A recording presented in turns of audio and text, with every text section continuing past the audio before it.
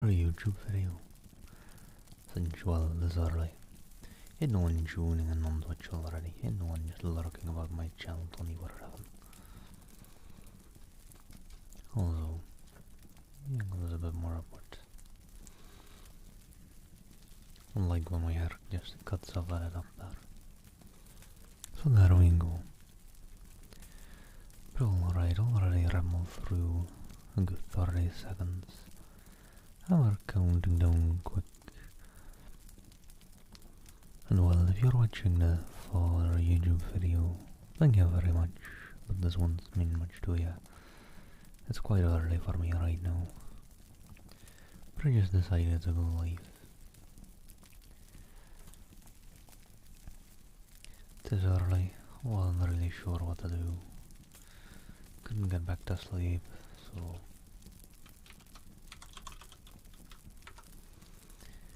could either chill and try and get back to sleep again later, which might have been a good idea to be fair. But I'm not one for good ideas. So let's just not chill and stay awake and try and stream for a while. See who shows up. And even if no one really does, doesn't really bother me either. Hello, Miss. Go ahead, hope you're doing well. I'm not expecting anyone from the EU to show up at the very least. But this is a nice time for people from an A to go to bed. So who knows? Maybe it's nice for them to have someone live right now.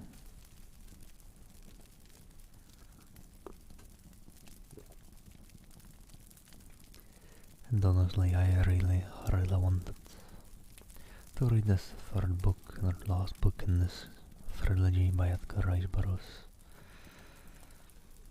So hey, if I'm awake anyways, I've got some time to fill. Me as well. And hello, Cassidy, hope you're doing well.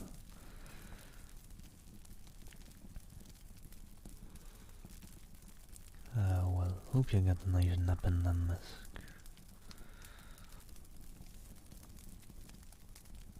Although, you're working a bit late on the day then, aren't you? Aren't you in like one of the Eastern time zones, New Zealand or Eastern Australia? Or am I misremembering? Probably misremembering in some way, but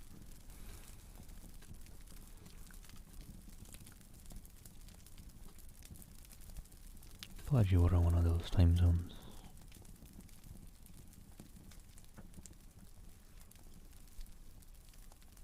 Anyways, hope you have a nice nap before work then. And good luck with work. Hope you're not as sleepy. It was Eastern Australia, yeah. Well, hope you can get a nap in at least before work then. And loads of caffeine when you get there.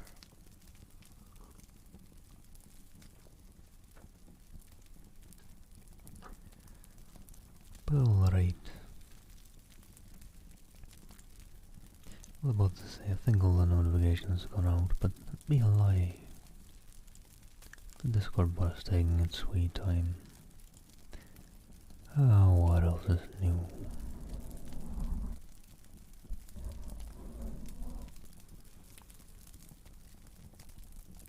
But there we go.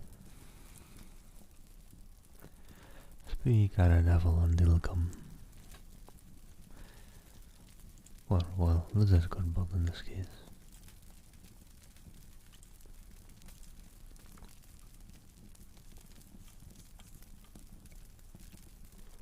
I know I'm just pondering whether I should post a link in some promotion channels as well on other Discords. I usually don't. But I'm like, maybe, just in case I'm with new people. I don't know, whatever. You know, I usually don't.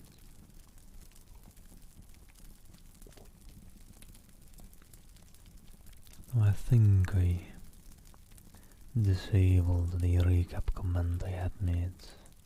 Yeah, I did.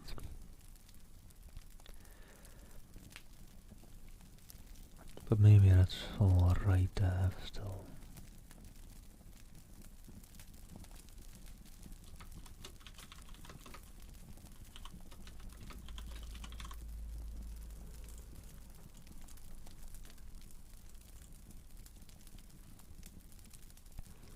Maybe.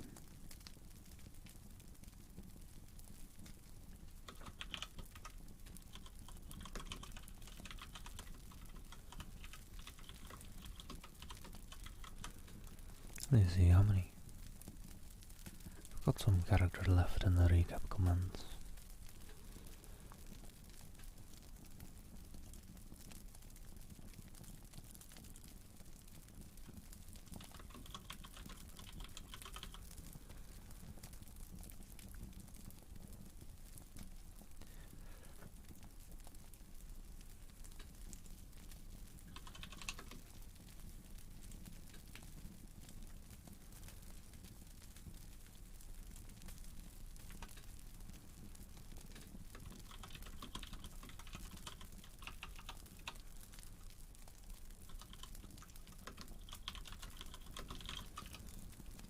Something like that, maybe.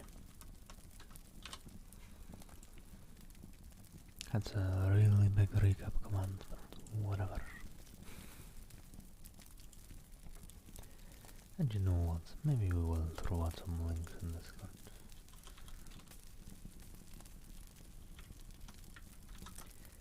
Indecisive as ever. Nothing wrong with being indecisive though. Just means you're being careful about what you do.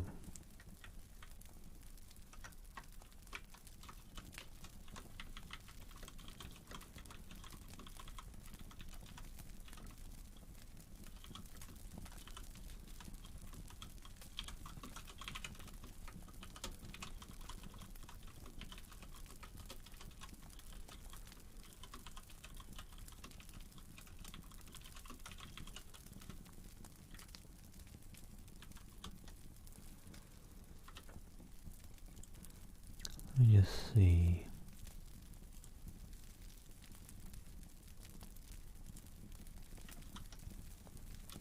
And just keep it at those two, I think. But alright. Let's see 8 minutes in. Let me just give her a couple of secs.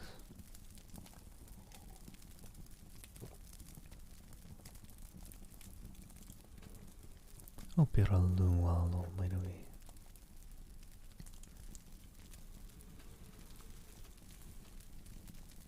I was gonna say, it's a nice start to your work week, but it's already Tuesday, and quite a bit out of world.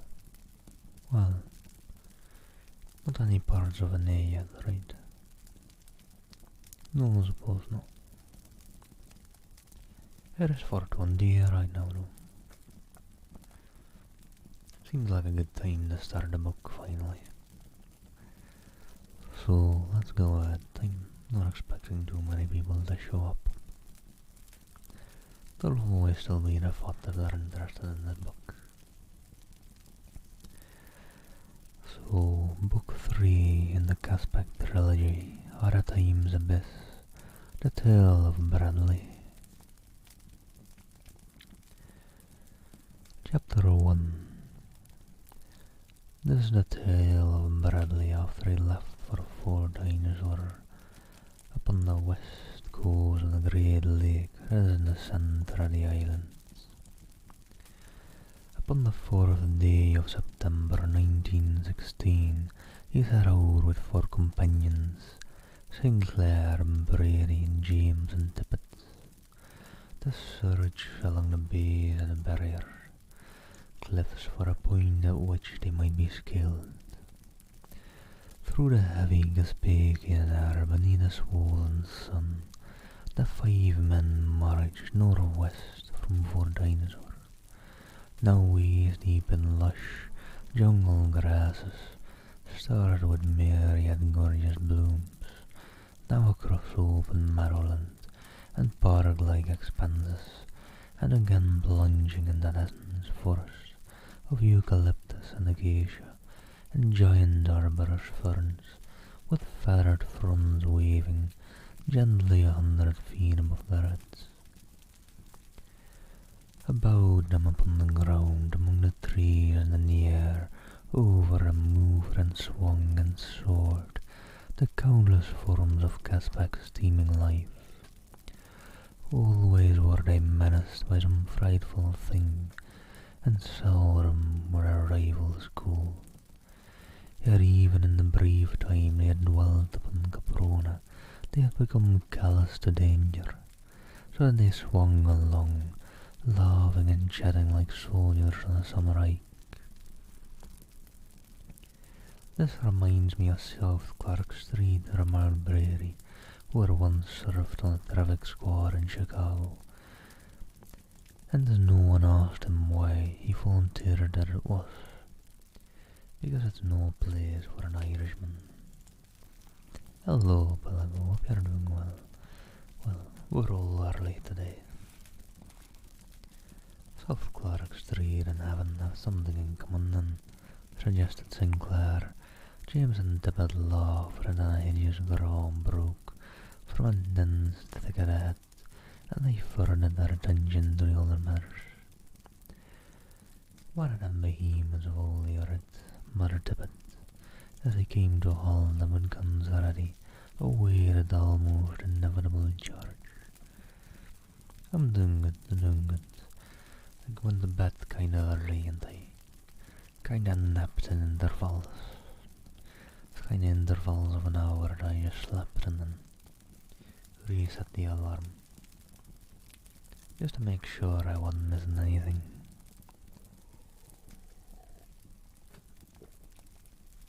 That does though usually make for me only sleeping but 4 to 5 hours a night.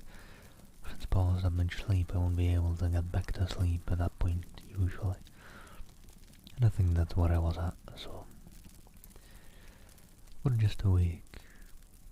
I'm filled with plenty of time to fill, so we're filling it by getting into this third book in this trilogy, since I don't want to read it. A bit curious to see where it's gonna go. Hungry little beggars these, said Bradley, always trying to eat everything they see. For a moment no further sound came from the thicket. You may be feeding now, suggested Bradley. We'll try to go around him, can't waste ammunition, won't last forever. Follow me. Yeah, I think it started today. I'll probably not get that far into the book even. I think this one's quite long as well, just like the other one.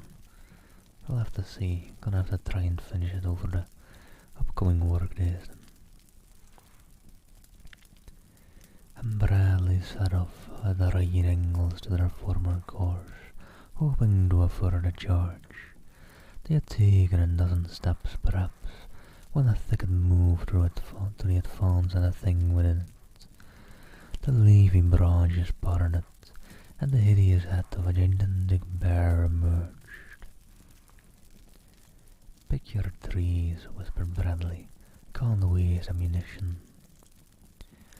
The man looked about him. The bear took a couple of steps forward, still growling menacingly. He was exposed to his shoulders now. Tippett took one look at the monster and bolted for the nearest tree, and then the bear charged. He charged straight for Tippett. The other men scattered for the various trees they had selected, all except Bradley. He stood watching Tippett and the bear. The man had a good start, and the tree was not far away, but the speed of the enormous creature behind him was something to marvel at. Yet Tippett was in a fair way to make his sanctuary, when his foot caught in a tangle of roots, and down he went, his rifle flying from his hand and falling several yards away. Instantly Bradley's beat was at his shoulder. There was a sharp report answered by a roar of mingled rage and pain from the carnivore. Tippet attempted to scramble to his feet. "Lie still," shouted Bradley. "Can't waste ammunition."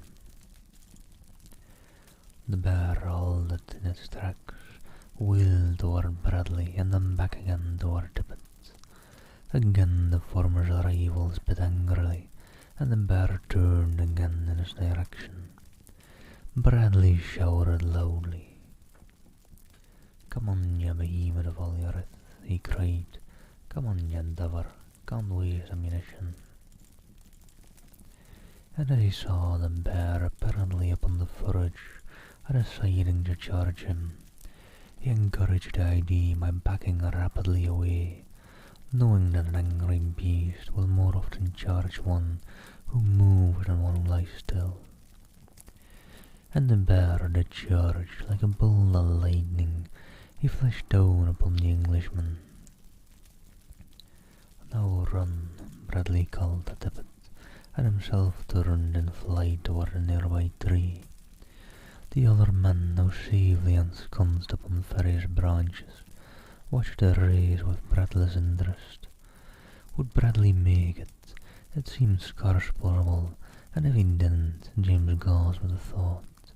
6 feet at the shoulder, through the frightful mountain of blood-mad flesh and bone and sinew that was bearing down, with the speed of an express train, upon that seemingly slow-moving man.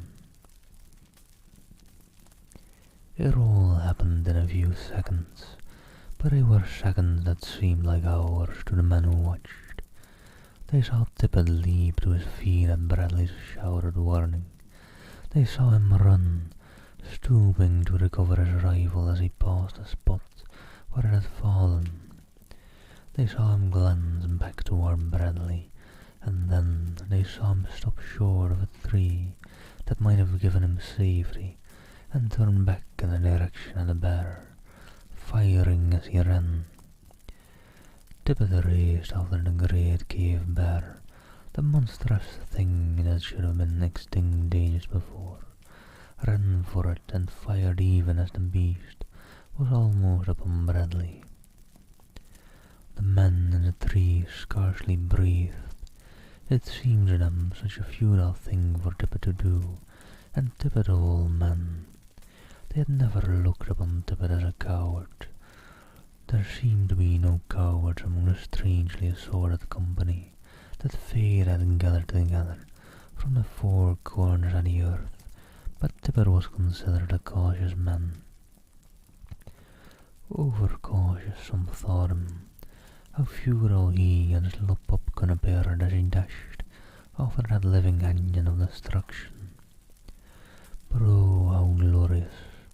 'Twas some such thought as this that ran through Bradley's mind, though articulated it might have been expressed otherwise, albeit more forcefully.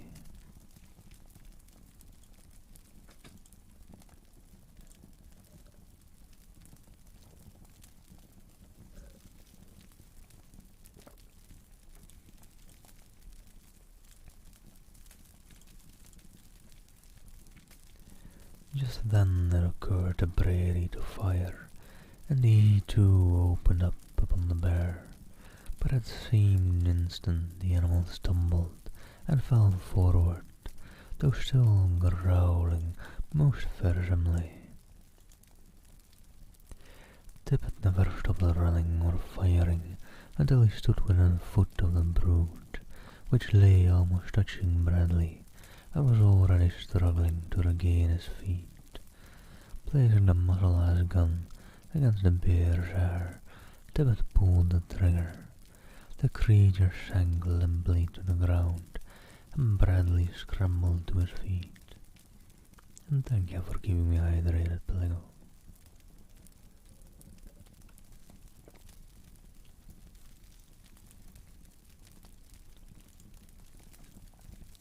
"Good work, Tippet," he said. "Mightily obliged to you. Awful waste of ammunition, really." And then resumed the march, and in 15 minutes the encounter had ceased even to be a topic of conversation. For 2 days they continued upon their perilous way. Already the cliffs loomed high and forbidding close ahead, without sign and break to encourage hope that somewhere they might be skilled. Late in the afternoon, the party crossed a small stream of warm water, upon the sluggishly moving surface of which floated countless millions of tiny green eggs, surrounded by a light scum of the same colour, though of a darker shade.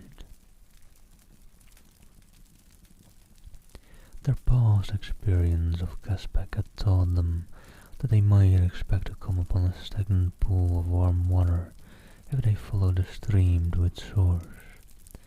But there they were almost certain to find some of Caspak's grotesque man-like creatures.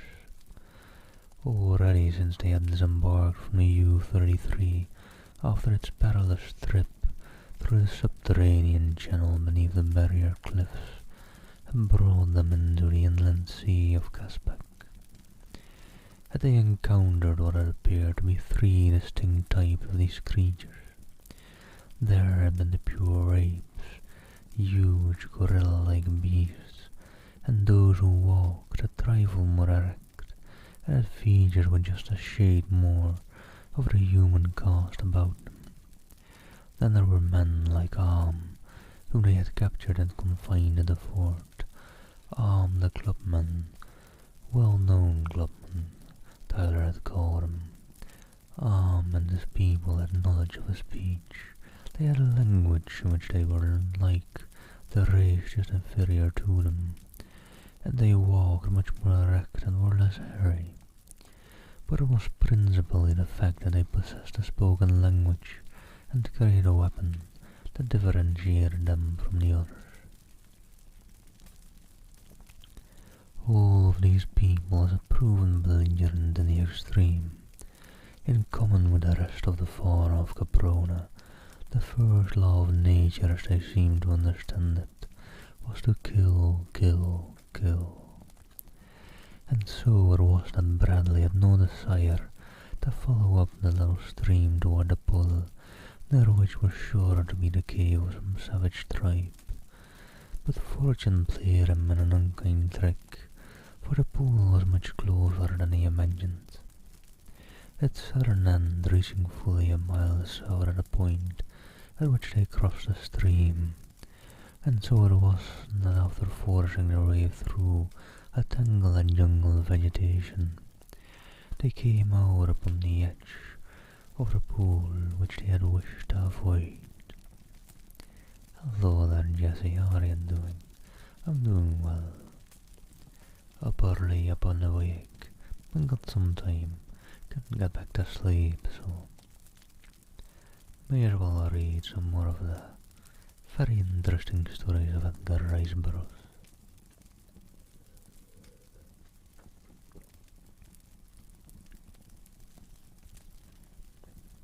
Almost simultaneously there appeared south of them a party of naked men armed with clubs and hatchets. Both parties halted as they caught sight of one another. The men from the fort saw before them a hunting party, evidently returning to its caves or village laden with meat. They were large men with features closely resembling those you might see in the bit older times, though their skins were white. Short hair grew upon a large portion of their limbs and bodies, which still retained a considerable trace of apish progenitors. They were, however, a distinctly higher type than the bull or clubman. Bradley would have been glad to have referred at the meeting, but as he desired to lead his party south around the end of the pool, and as it was hemmed in by the jungle on one side and the water on the other, there seemed no escape from an encounter. Hello there, Didi. How are you doing? How's work treating you? Hope it's not too busy and too stressful.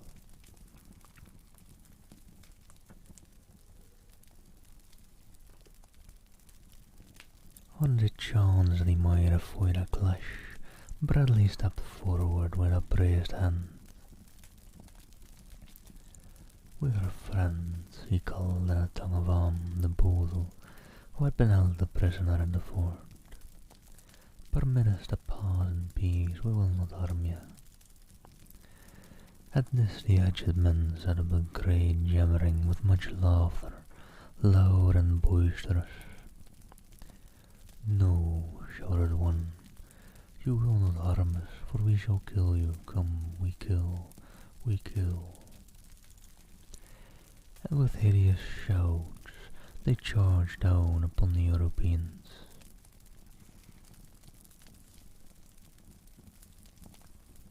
Hey, that's good to hear, Nene.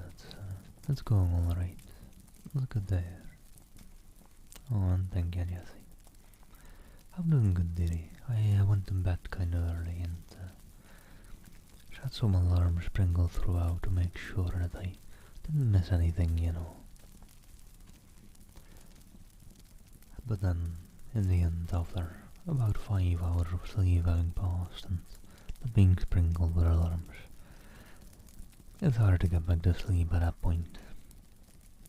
So here we are. Nice and early in the morning. But hey, nice and late for anyone around the NA time zone. So. I'm from the Netherlands, Jesse, but many will probably say my accent is a bit unplaceable. I have no clue what my accent's supposed to be. "Sinclair, you may fire," said Bradley quietly. "Big out a leader, can't waste ammunition." Also kinda interesting.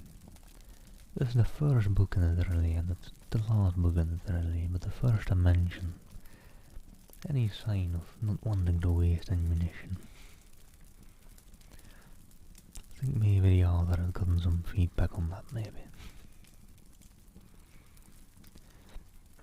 The Englishman raised his piece to his shoulder and took quick aim at the breast of the yelling savage, leaping toward them. Directly behind the leader came another hatchetman, and with the report of Sinclair's arrival, both warriors lunged forward in the tall grass, pierced by the same bullet. The effect upon the rest of the band was electrical. As one man they came to a sudden halt, wheeled to the east and dashed into the jungle, where the men could hear them forcing their way in an effort to put as much distance as possible between themselves and the others of this new and frightful noise that killed warriors at a great distance. "Oh, thank you, Mudkips. Hope you're doing well."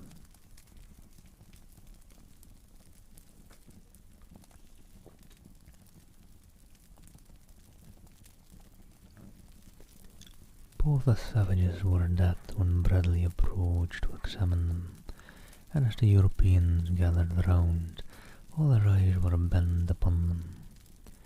With greater curiosity than they displayed for the victim of Sinclair's bullet. When the party again took up the march around the southern end of the pool, the owner of the eyes followed them, large round eyes, almost expressionless except for a certain cold cruelty which glinted malignly from under their pale grey irises.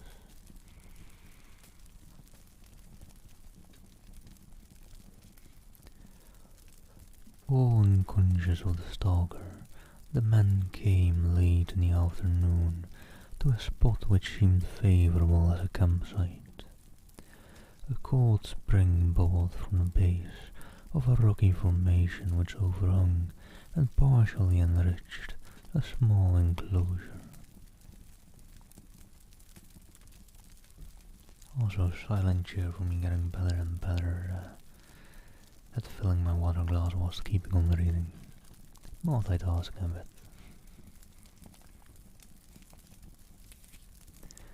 At Bradley's command, the men took up the duties assigned them, gathering wood, building a cook fire, and preparing the evening meal.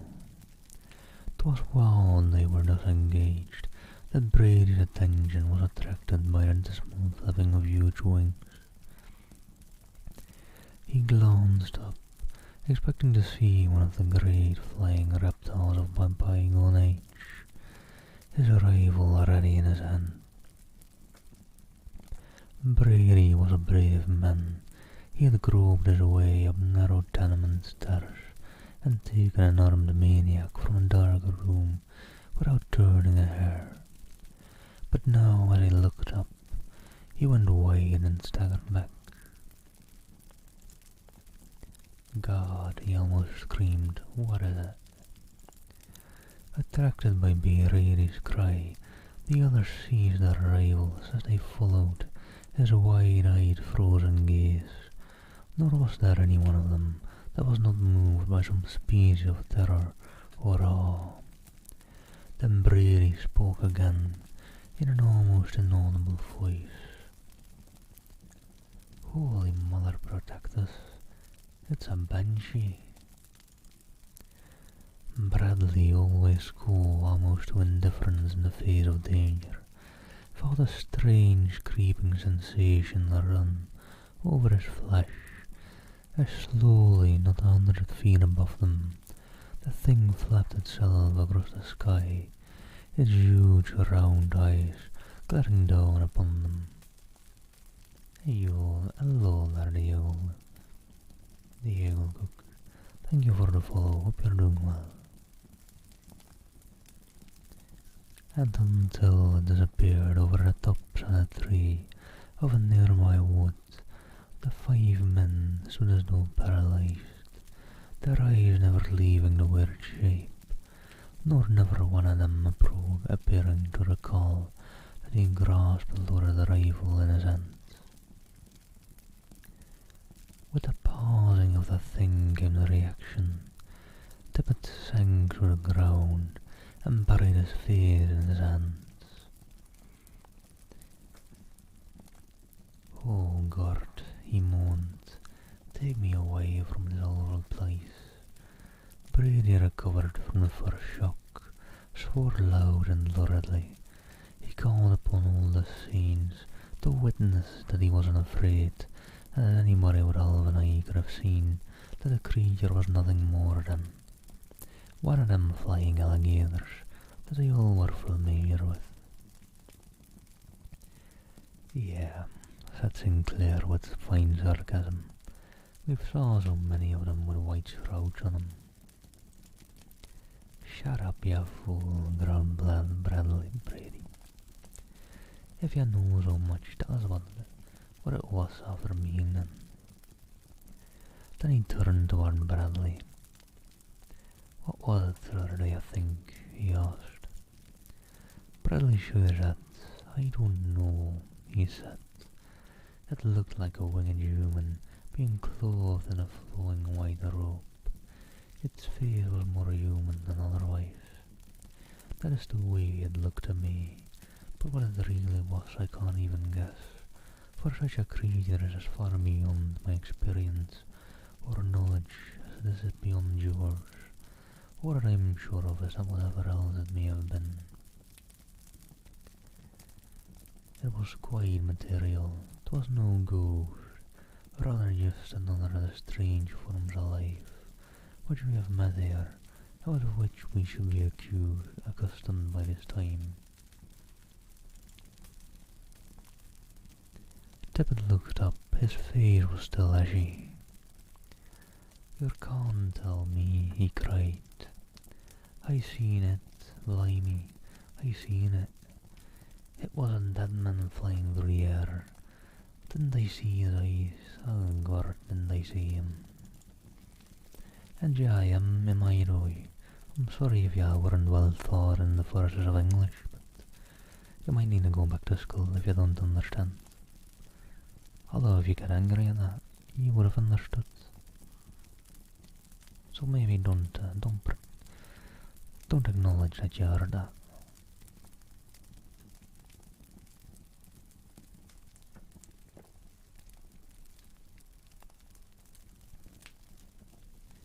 It didn't look like any beast or reptile to me, spoke up Sinclair. It was looking right down at me. When I looked up and I saw its face, plain as I see yours.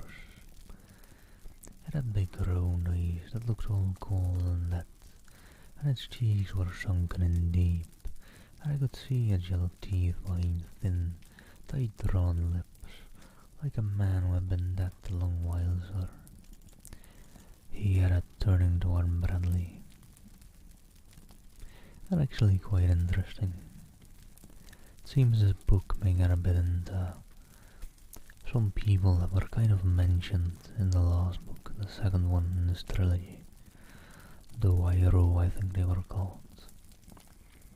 They evolved from humans on this land, but they are capable of flight, so I think this might be them.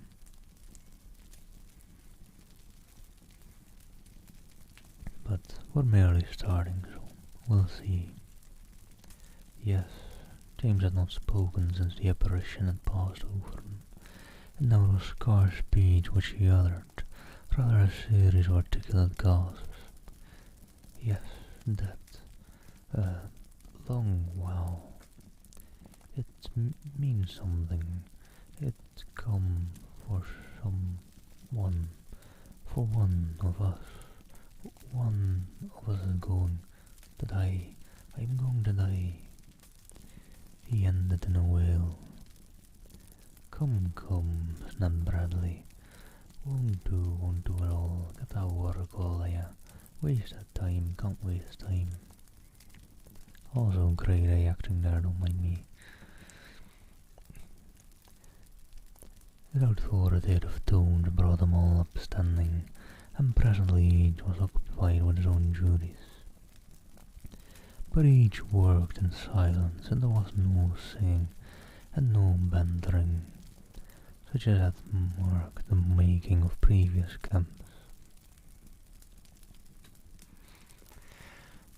Not until they had eaten, and to each had been issued the little ration of smoking tobacco, allowed after each evening meal, did any sign of a relaxation of thought and nerves appear.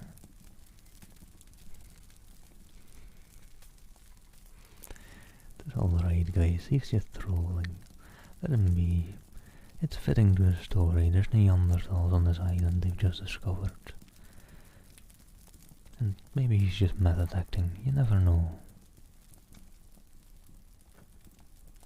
It was Brady who showed the first signs of returning good spirits.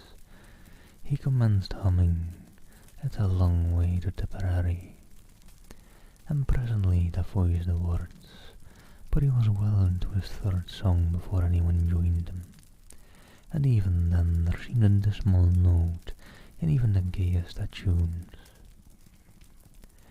A huge fire blazed in the opening of the rugged shelter that the prowling carnivora might be kept at bay, and always one man stood on guard, watchfully alert against a sudden rush by some maddened beast of the jungle. And I must admit, that is one word I've been saying wrong this whole book. It's carnivora, I'm pretty sure, not carnivora, or whatever way I'm butchering that word.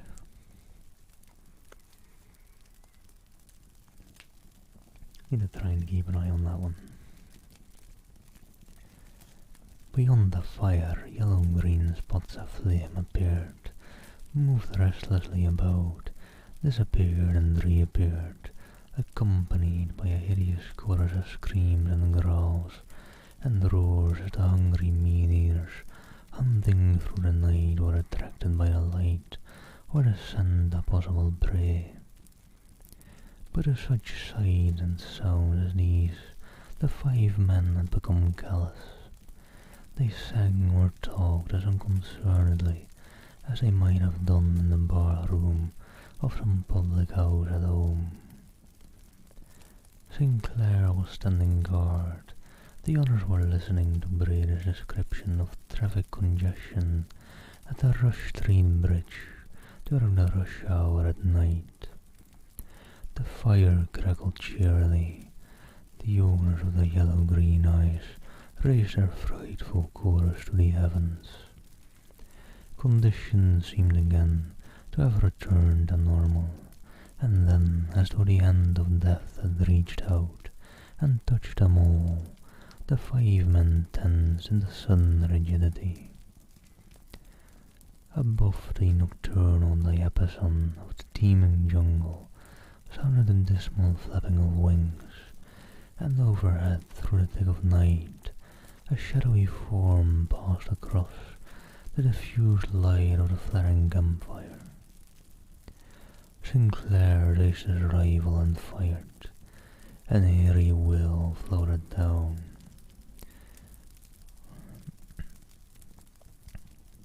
From above, and the apparition, whatever it might have been, was swallowed by the darkness. I do, Diego. I've so far only been uploading the Twitch VoDs without much editing, unfortunately. I wanna edit more and make the videos a bit more fluent, edit out the breaks and stuff like that. But unfortunately, I don't really have the time for that. Or well, I'm not that much into editing yet.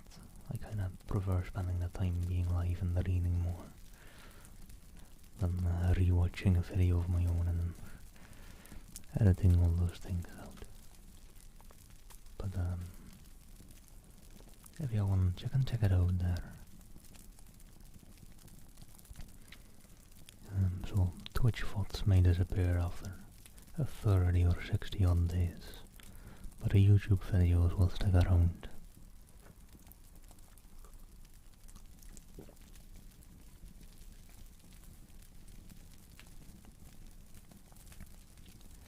For several seconds after the eerie wail, the listening men heard the sound of those dismally flapping wings, lessening in distance until they could no longer be heard.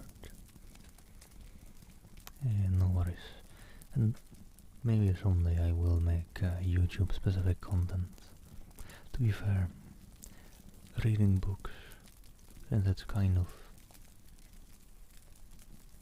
one big segment, is better suited for YouTube than for Twitch.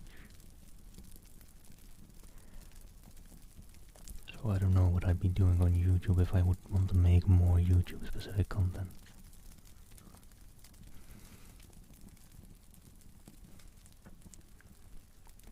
Bradley was the first to speak. Shouldn't have fired Sinclair, he said. Can't waste ammunition. It's going to be a recurring character trait that, according to Bradley, you can't waste anything. I mean, you need to be conservative with what you've got, but there was no note of censure in his tone. It was as though he understood the nervous reaction that had compelled the other's acts. I couldn't help it, sir, said Sinclair. Lord, it would take an Iron Man to keep from shooting at that awful thing. Do you believe in ghosts, sir? Nah, replied Bradley, not such things. I don't know about that, said Brady. There was a woman murdered over on the prairie near Brighton. Her throat was cut from ear to ear and... Ah, shut up, snapped Bradley. My granddaddy used to live down Cupperton Way, said Tippett. There were a old ruined castle on a hill nearby, and at midnight they used to see pale blue lights through the windows and air. Will you close your hatch, demanded Bradley. You fools will have yourselves scared to death in a minute. Now go to sleep.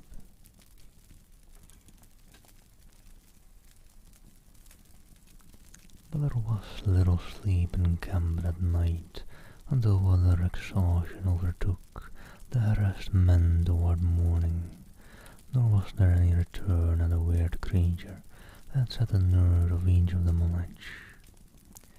The following forenoon, the party reached the base of the barrier cliffs, and for 2 days marched northward in an effort to discover a break in the frowning abutment that raised its rocky face almost perpendicularly above them. Yet nowhere was there the slightest indication that the cliffs were scalable.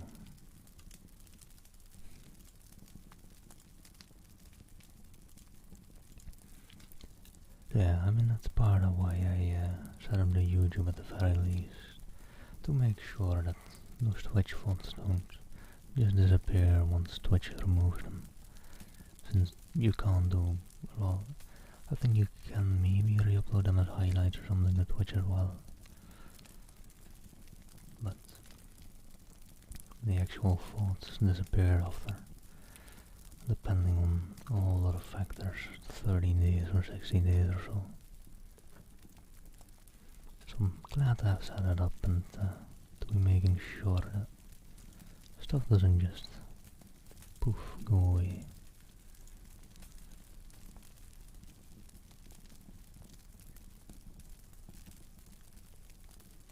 Yeah, no worries, nothing weird about it.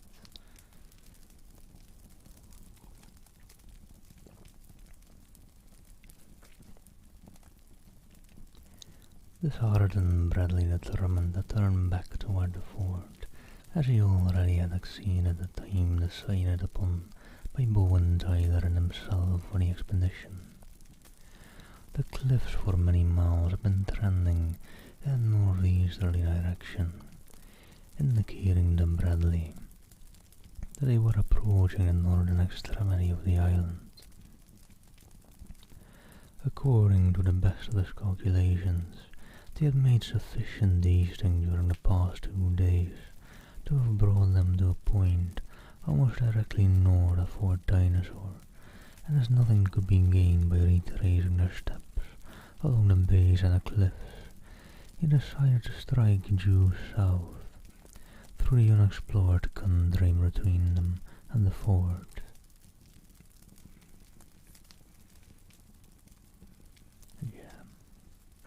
Maybe I do actually need that.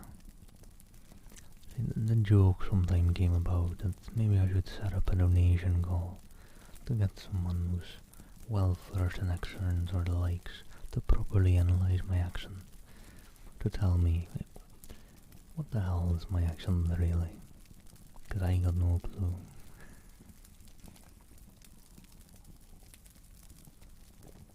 I mean, I think it's a variety of things. People hear different accents in it as well. So I'm just going with Frankenstein accent, and it's an amalgamation of things. That night, September 9th, 1916, they made camp a short distance from the cliffs, beside one of these numerous cool springs that are to be found within Gaspac. Oftentimes close beside a still more numerous warm and hot springs which feed the many pools. After supper the men lay smoking and chatting among themselves. Tibbet was on guard. Fewer night prowlers threatened them, and the men were commenting upon the fact that the farther north they had travelled, the smaller the number of all species of animals became, though it was still present in what would have seemed appalling plenitude in any other part of the world.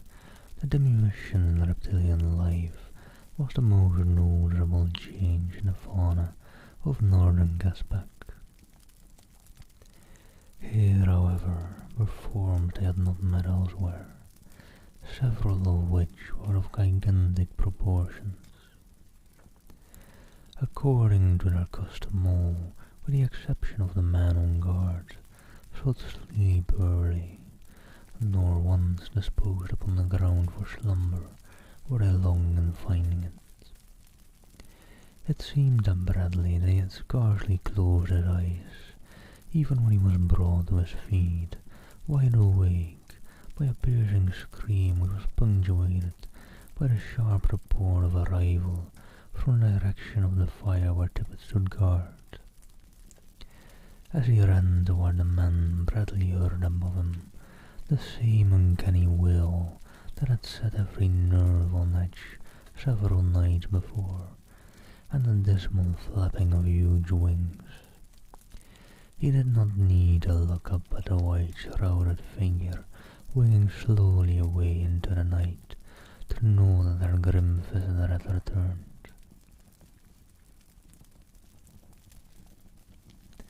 The muscles of his arm, reacting to the silent sound of the menacing form, carried his hand to the butt of his pistol, but after he had drawn the weapon, he immediately returned it to the holster with a shrug. "What for?" he muttered. "Can't waste ammunition." Then he walked quickly to where Tippet lay sprawled upon his face. By this time Brady, James and St. Clair were at his heels, each with his rifle in readiness. "Is he dead, sir?" whispered James as Bradley kneeled beside the prostrate form. Bradley turned Tippet over on his back and pressed an ear close to the other's heart. In a moment he raised his head. "Fainted," he announced.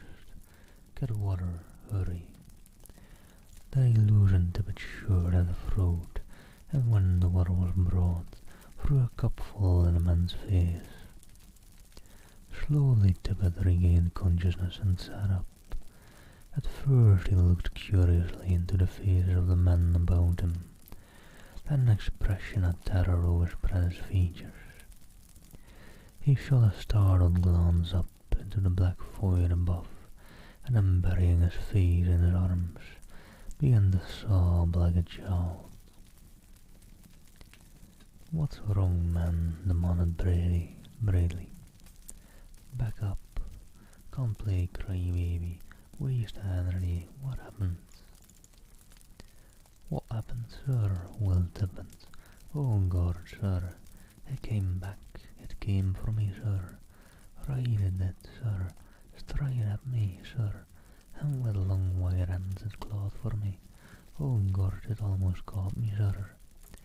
I am as good as that. I'm a marked man. That's what I am.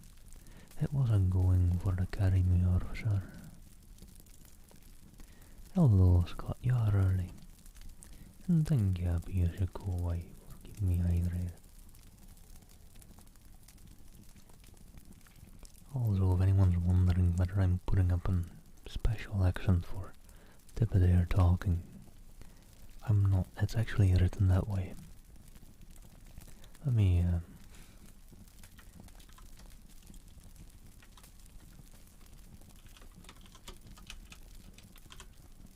here, I'll quote Tippet on it.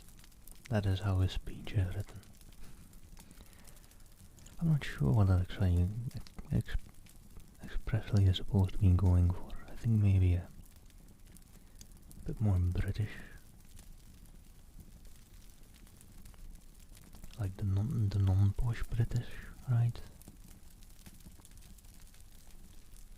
I don't know.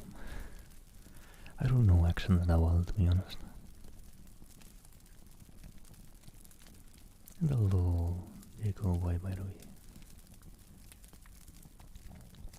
Stuff and nonsense, and Bradley. Then you get a good look at it. Tippet said that he did a much better look than he wanted. The thing had almost clutched him, and he had looked straight into its eyes. Dead eyes in a dead face, he had described them. "I'm from the Netherlands, you go by."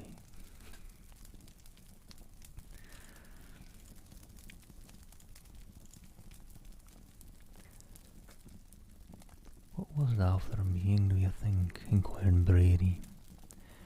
"It was death," moaned Tippet, shuddering, and again a pallid gloom fell upon the little party. The following day Tippet walked as one in a trance. He never spoke except in reply to a direct question, which more often than not had to be repeated before it could attract his attention. He insisted that he was already a dead man, for if the thing didn't come for him during the day, he would never live through another night of agonized apprehension, waiting for the frightful end that he was positive was in store for him. "I'll see to that," he said, and he all knew that Tippet meant to take his own life before darkness set in. Bradley tried to reason with him in a short, crisp way, but soon saw the futility of it, nor could he take the man's weapons from him without subjecting him to almost certain death from any of the numberless dangers that beset their way. The entire party was moody and glum. There was none of the bantering that had marked their intercourse before. Even in the face of blinding hardships and hideous danger, there was a new menace that threatened them, something that they couldn't explain, and so, naturally, it aroused within them superstitious fear, which Tippet's attitude only tended to augment. "Hello, Jeddy, have a nice look. Hope you're doing well." To add further to their gloom, their way led through a dense forest, where, on account of the underbrush, it was difficult to make even a mile an hour. Constant watchfulness was required to avoid the many snakes of various degrees of repulsiveness and enormity that infested the wood, and the only ray of hope they had to cling to was the forest wood, like the majority of Caspakian forests, proved to be of no considerable extent. Bradley was in the lead when he came suddenly upon a grotesque creature of titanic proportions, crouching among the trees, which here commenced to thin out slightly. Bradley saw what appeared to be an enormous dragon devouring the carcass of a mammoth. From frightful jaws to the tip of its long tail, it was fully 40 feet in length. Its body was covered with plates of thick skin, which bore a striking resemblance to armor plates. The creature saw Bradley almost at the same instant that he saw it, and reared up on its enormous hind legs, until its head towered a full 25 feet above the ground. From the carnivorous jaws issued a hissing sound of a volume equal to the escaping steam from the safety valves of half a dozen locomotives, and then the creature came for the men. "Scatter!" shouted Bradley to those behind him, and all but Tippet heeded the warning. The man stood as though dazed, and when Bradley saw the other's danger, he too stopped, and wheeling about, sent a bullet into the massive body, forcing its way through the trees toward him. The shot struck the creature in the belly, where there was no protecting armor, eliciting a new note which arose in a shrill whistle, and ended in a wail. 'Twas then that Tippet appeared to come out of his trance, for with a cry of terror he turned and fled to the left. Bradley, seeing that he had as good an opportunity as the others to escape, now turned his attention to extricating himself, and as the wood seemed dense on the right, he ran in that direction, hoping that the close-set bolts would prevent pursuit on the part of the great reptile. The dragon paid no further attention to him, however, for Tippet's sudden break for liberty had attracted its attention, and after Tippet it went, bowling over small trees, uprooting underbrush and leaving a wake behind it like that of a small tornado. Bradley, the moment he had discovered a thing was pursuing Tippet, had followed it. He was afraid to fire for fear of hitting the men, and so it was that he came upon them at the very moment that the monster lunged its great weight forward upon the doomed man. The sharp three-toed talons of the forelimb seized poor Tippet, and Bradley saw the unfortunate fellow lifted high above the ground as the creature again reared up on its hind legs, immediately transferring Tippet's body to its gaping jaws, which closed with a sickening crunching sound as Tippet's bones cracked beneath the great teeth.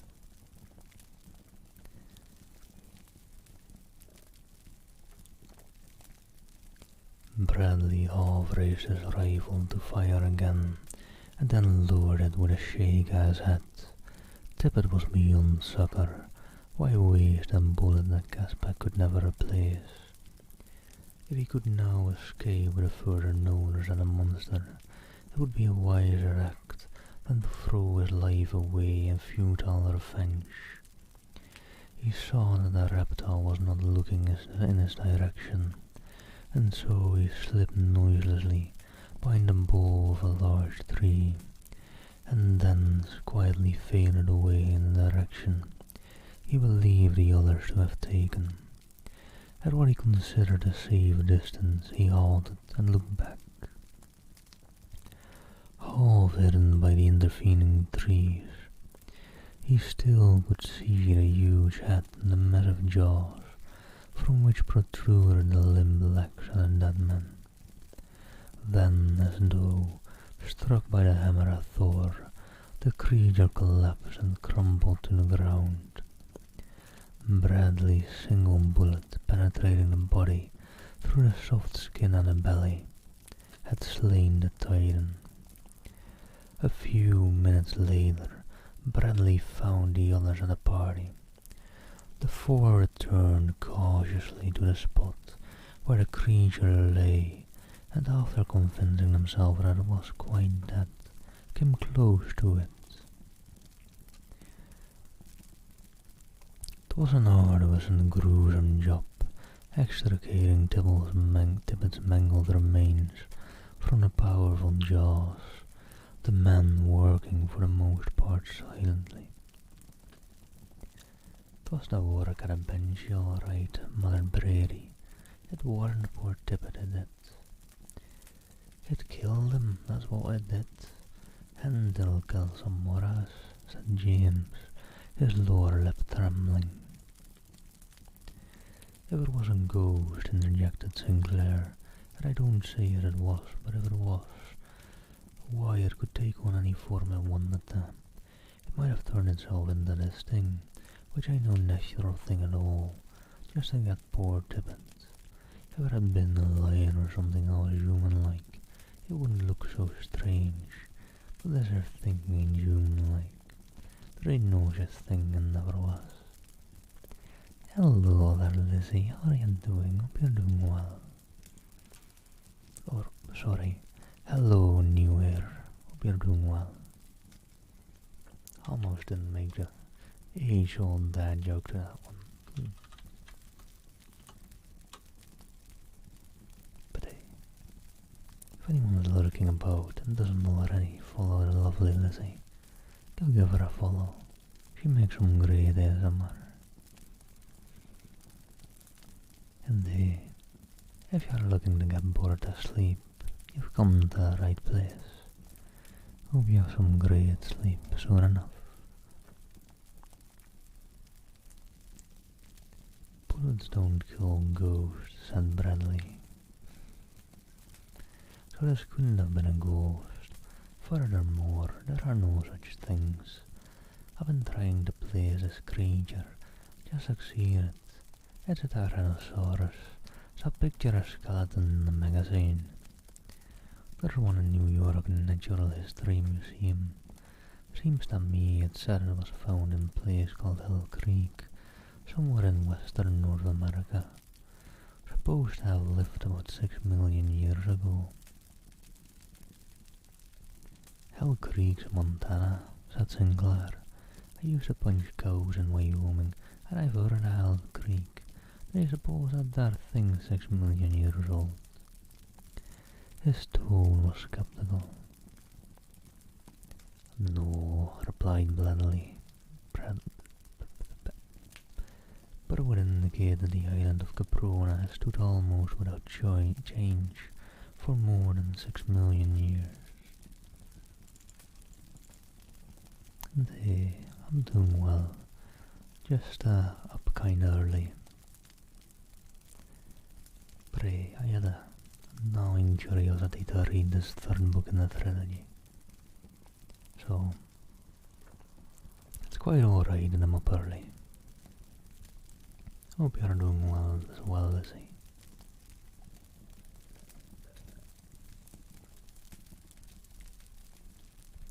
The conversation and Bradley's assurance that the creature was not of supernatural origin helped to raise a thrival the spirits of the men. And then came another diversion in the form of ravenous meat-eaters attracted to the spot by the uncanny sense of smell which had apprised them of the presence of flesh, killed and ready for the eating. 'Twas a constant battle while I dug a grave, and consigned all that was mortal of John Tippet to his last, lonely resting place. Nor would I leave them, but remained to fashion a rude headstone from a crumbling outcropping of sandstone, and to gather a mess of the gorgeous flowers growing in such great profusion around them, and heap a new-made grave with bright blooms. Upon the headstone Sinclair scratched in rude characters the words, "Here lies John Tippet, Englishman killed by Tyrannosaurus, 10 September AD 1916. Rest in peace." And Bradley repeated a short prayer before I left their comrade forever. For 3 days the party marched due south through forests and meadowland and great park-like areas where countless herbivorous animals grazed. Deer and antelope and bow and the little eka, the smallest species of Caspakian horse, about the size of a rabbit. There were other horses too, but all were small, the largest being not above 8 hands in height, preying continually upon the 4-houred meat-eaters, large and small wolves, hyenodons, panthers, lions, tigers, and bears, as well as several large and ferocious species of reptilian life.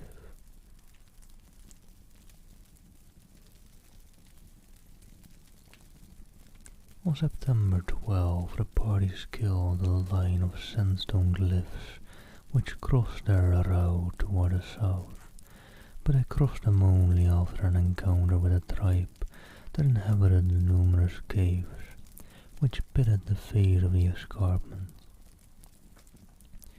That night they camped upon a rocky plateau which was sparsely wooded with jarrah, and here once again they were visited by the weird nocturnal apparition that had already filled them with a nameless terror. As in the night of September 9th, the first warning came from the sentinel standing guard over his sleeping companions.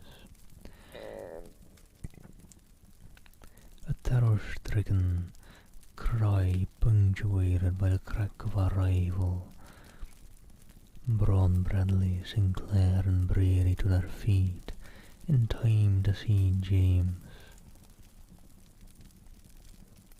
with clubbed rifle battling with a wide-robed figure that hovered on widespread wings on a level with the Englishman's head. "Hello there, Rigby, hope you're doing well."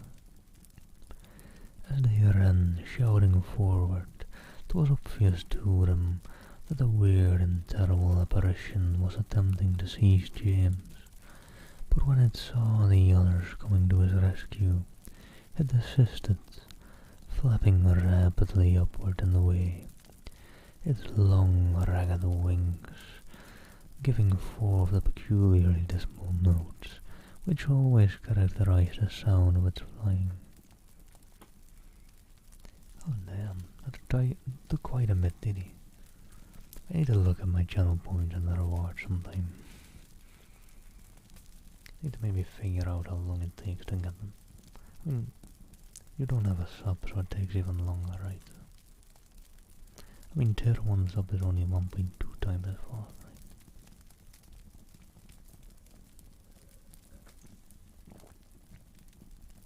Well, let me quickly get that one. For it be noob. Sneaky Snell, Sneaky Snell, Sneaky Snell, Sneaky Snell. It's an interesting trigger word. A Sneaky Snell. Hey, I know that I was kinda surprised that you didn't have more already. And a low resting splash. Thank you for the follow up, you're doing well.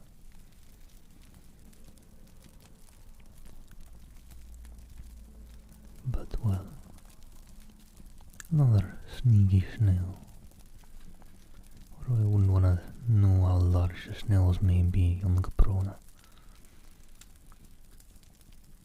But maybe they're not sneaky, they haven't spoken of snails yet on the island.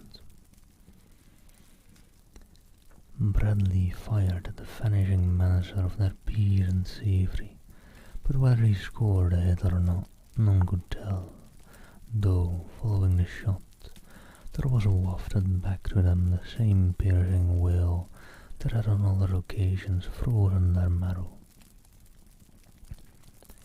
Then they turned toward James, who lay face downward upon the ground, trembling as with age. For a time he couldn't even speak, but at last regained sufficient composure to tell them how the thing must have swooped silently upon him from above and behind as the first premonition of danger he had received was when the long claw-like fingers had clutched him beneath either arm. In the melee his rifle had been discharged, and he had broken away at the same instant and turned to defend himself with a butt. The rest they had seen.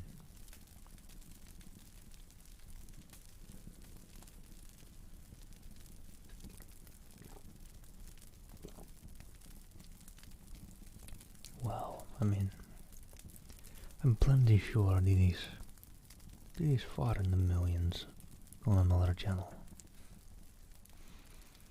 Pretty sure he is. From that instant James was an absolutely broken man. He maintained with shaking lips that his doom was sealed, that a thing had marked him for its own, and that he was as good as dead, nor could any amount of argument or raillery convince him to the contrary. He had seen Tippett marked and claimed, and now he had been marked. Nor were his constant reiterations of this belief without effect upon the rest of the party. Even Bradley felt depressed, though for the sake of the others, he managed to hide it beneath a show of confidence he was far from feeling.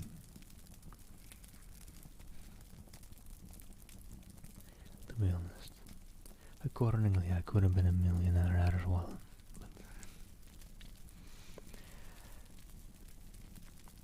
But apparently last year, and so Twitch's report said, I spent nearly 2 million channel points in that channel.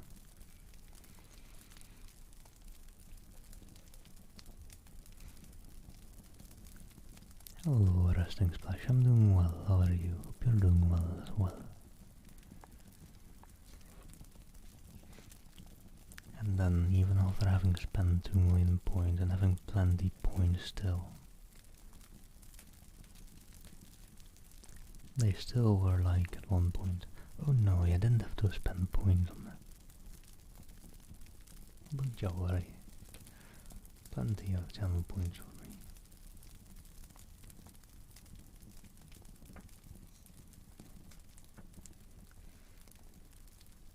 Yeah, I think the resting splash maybe. Hello, Biggie Fire. Thank you for the follow as well. I think it might have gone from something like that. I don't know what it was before, but now it is, I think, yeah, for a tier 1 sub, you get 1.2 times as much as normal. Then a tier 2 sub is 1.5 times, and tier 3 is full 2 times as much. But I don't know what it was before that, to be fair.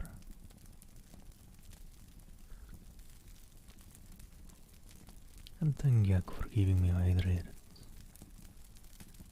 Wait, it was a full 2.25 times before the nerf. Damn, that's a lot. I mean, I'm still on 2 times, so in that channel, that is. So we should still make good on points there. Getting the top spot again this year. Monster waster of points.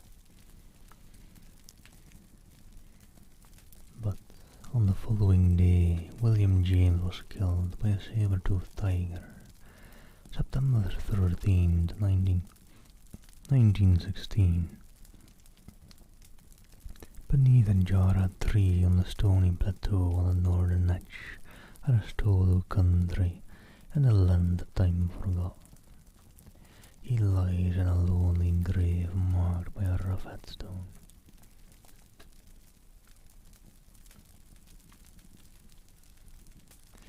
Yeah, it all kinda depends on... I mean, you can maybe nerf the rewards now as well. You know, if the amount changed that much, you can turn the reward, or like the cost of things down a bit. Adjust for the nerf. I don't know, maybe I should just think a bit as well.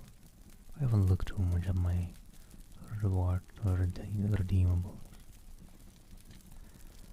Southward from his grave marched 3 grim and silent men that had best and Bradley's reckoning. They were some 25 miles north of Fort Dinosaur, and that they might reach the fort on the following day. They plodded on until darkness overtook them.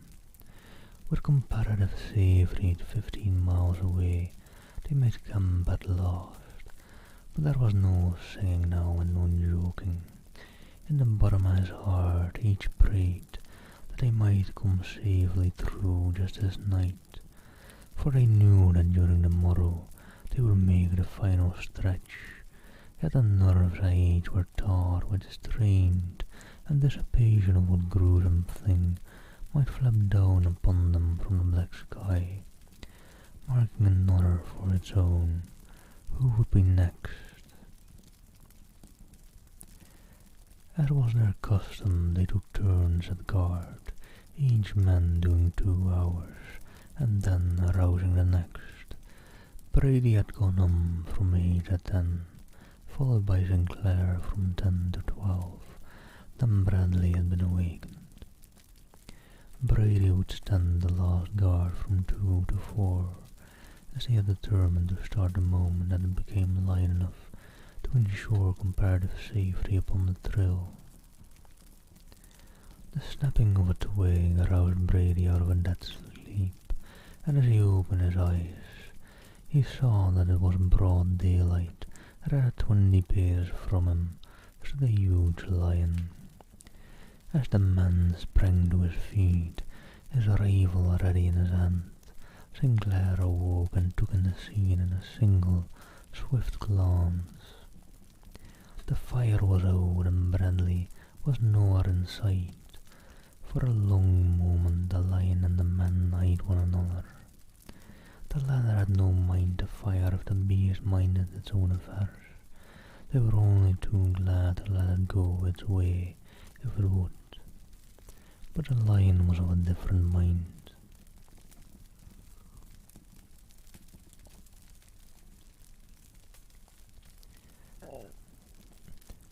Suddenly the long tail snapped stiffly erect, and as though it had been attached to 2 3 fingers, the 2 rivals spoke in unison, for both men knew the signal only too well, the immediate forerunner of a deadly charge.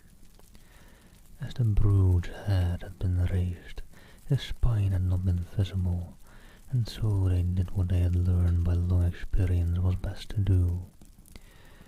Each covered a front leg, and as the tail snapped aloft, fired.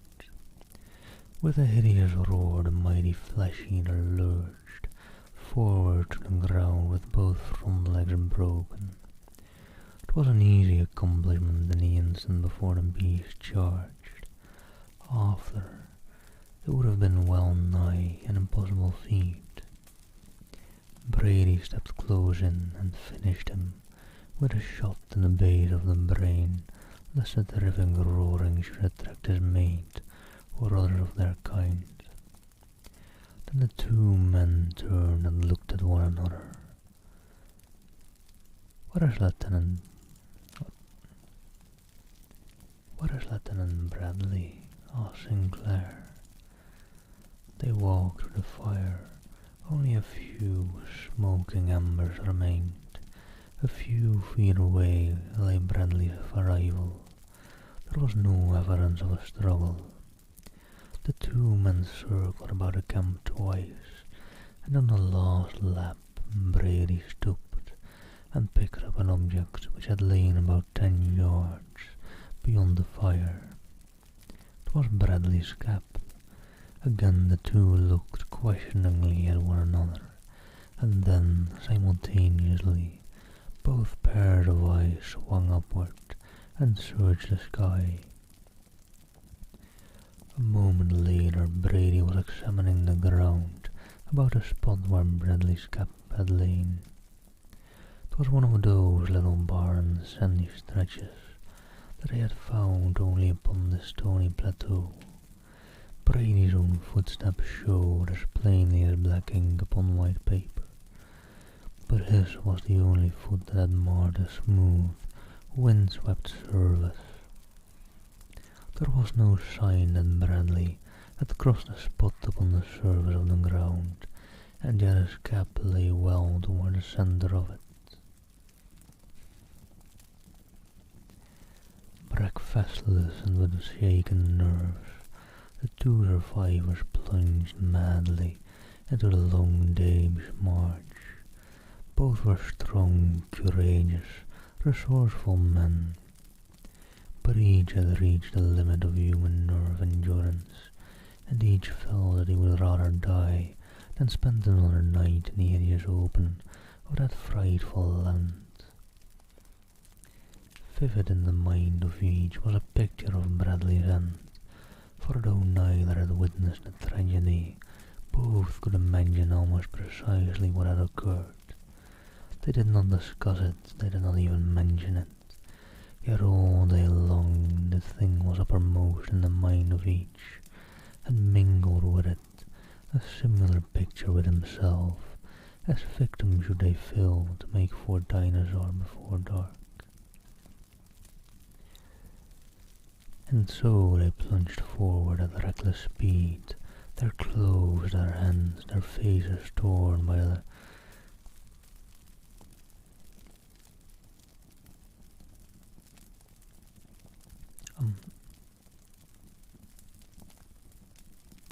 must have another word, so it should be alright to say it. Their clothes, their hands, their faces torn by the retarding underbrush that reached forth to hinder them.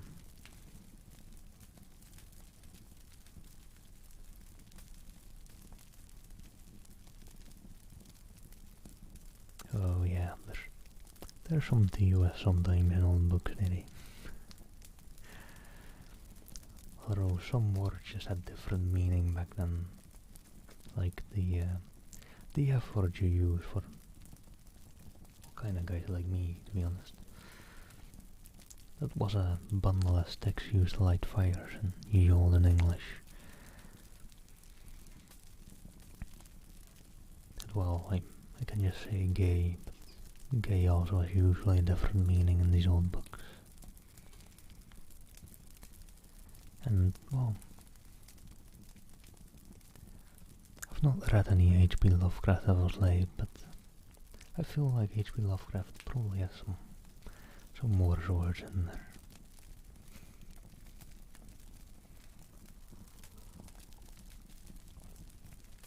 And I don't know what a retarding underbrush is, but it should be fine to say it, I suppose. After all, how intelligent can an underbrush be, and it's doubtfully about its intelligence. Again and again they fell, but be it to their credit that the one always waited and helped the other, and that into the mind of neither entered a thought or a temptation to desert his companion. They would reach the fort together if both survived, or neither would reach it. They encountered the usual number of savage beasts and reptiles, but they met them with a courageous recklessness, born in desperation, and by virtue of the very madness of the chances they took. They came through unscathed with a minimum of delay.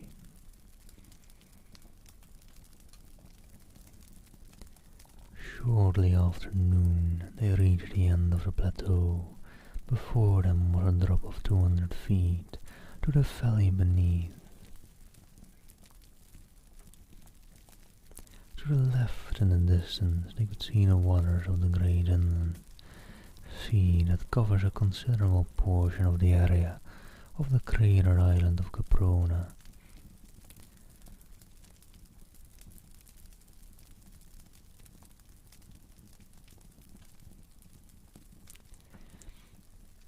And at a little lesser distance to the south of the cliffs, they saw a thin spiral of smoke.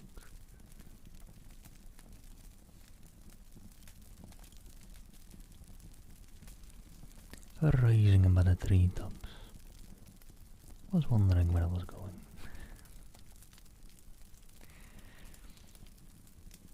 Hey, I let them finish though. I'm not an unkind person. I usually hope and try and let people finish. Wait, were we still talking about chatting? I forgot. The landscape was familiar. Each recognized it immediately, and knew where that smoky column marked the spot where dinosaur had stood. Was the fort still there, or did the smoke arise from the smouldering embers of the building they had helped to fashion for the housing of the party? Who could say? Also, the rude bot didn't even follow me. Come on now.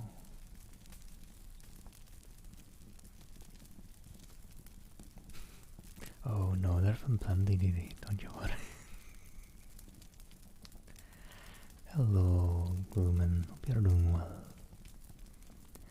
30 precious minutes that seemed as many hours to the impatient man were consumed in locating a precarious way from the summit to the base of the cliffs that bounded the plateau upon the south, and then once again they struck off upon level ground toward their goal. The closer they approached the fort, the greater became their apprehension that all would not be well. They pictured the barracks deserted, or the small company massacred, and the buildings in ashes. 'Twas almost in a frenzy of fear that they broke through the final fringe of jungle, and stood at last upon the verge of the open meadow, a half-mile from Fort Dinosaur. Oh, actually,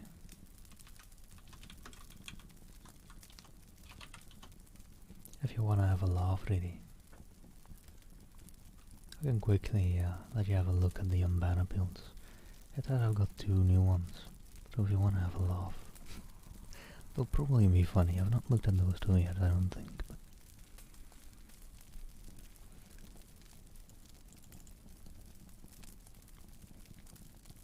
Lord, ejaculated Sinclair, they are still there, and he fell to his knees, sobbing.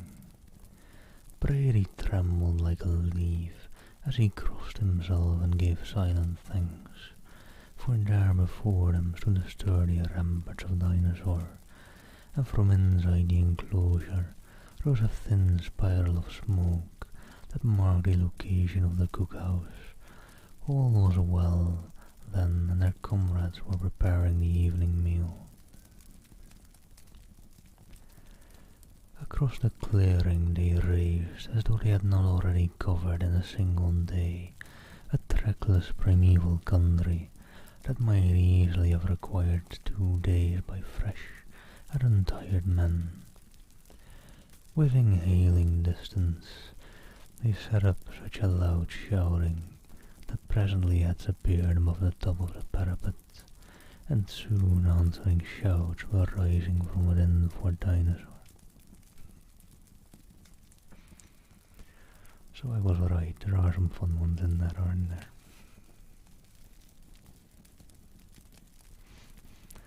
I figured, I need to have a look at them later. A moment later, 3 men issued from the enclosure and came forward to meet the survivors and listen to the hurried story of the 11 eventful days since they had set out upon their expedition to the barrier cliffs. They heard of the deaths of Tippett and James, and of the disappearance of Lieutenant Bradley. And new terror settled upon Dinosaur. Hey, don't worry, there's a big pile of rocks around it, Anthony, but thanks for the warning.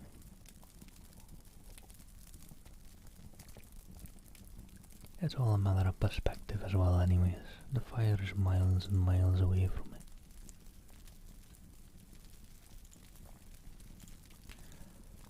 Olsen, the Irish engineer.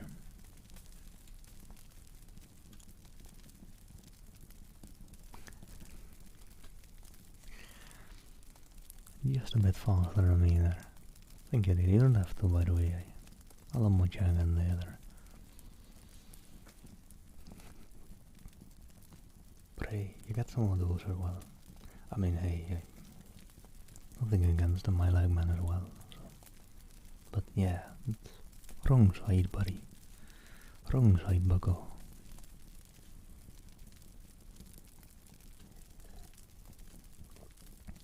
Olsen, the Irish engineer, where Whiteley and Wilson constituted the remnants of Dinosaur's defenders, and that Brady and Sinclair, they narrated the salient events that had transpired since Bradley and his party had marched away on September 4th. Hello, Sour and Sublime, hope you're doing well. How do you do? Hey, that's the idea.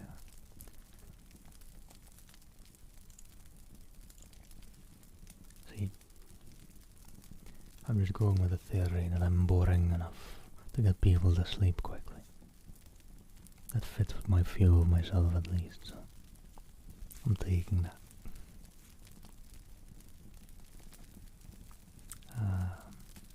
Well, take care then, Sour. Good luck with work. They told the mighty and famous act of Baron Frederick von Skonverts and his German crew had stolen the U-33, breaking their parole, and steaming away toward the subterranean opening through the barrier cliffs that carried the waters of the inland sea into the open Pacific beyond, out of the cowardly shelling of the fort. Oh, thank you, mate. And yeah, miss, you've been chatty, so yeah, you've not got any of that sleep you wanted before work, have you? Sorry to hear that.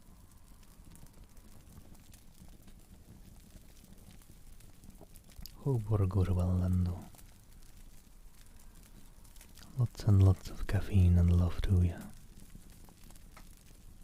Oh hey, I see a new one, Banapil. Guess who probably.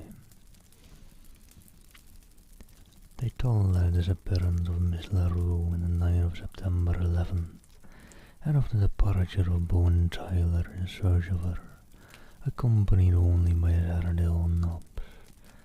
Thus of the original party of 11 allies, and 9 Germans had constituted a company of the U-33 when she left English waters after her capture by the crew of the English tug.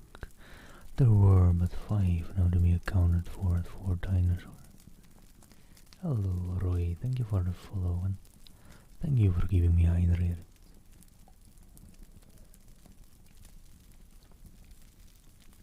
Benson, Tippett, James and one of the Germans were known to be dead. It was assumed that Bradley, Tyler and the girl had already succumbed to some of the savage denizens of Caspak. What a fate of the Germans was equally unknown, though it might readily be believed they had made good their escape.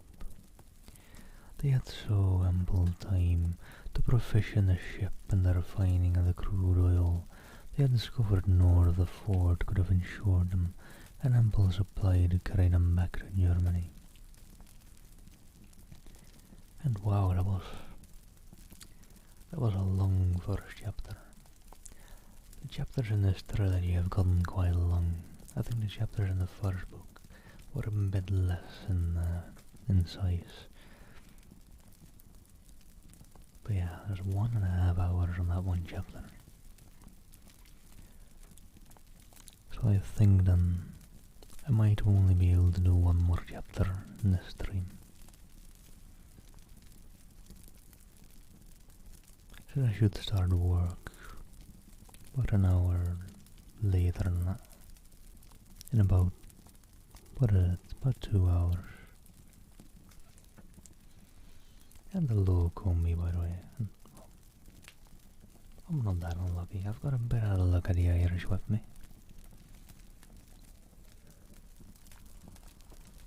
Only at that bit though. But chapter 2.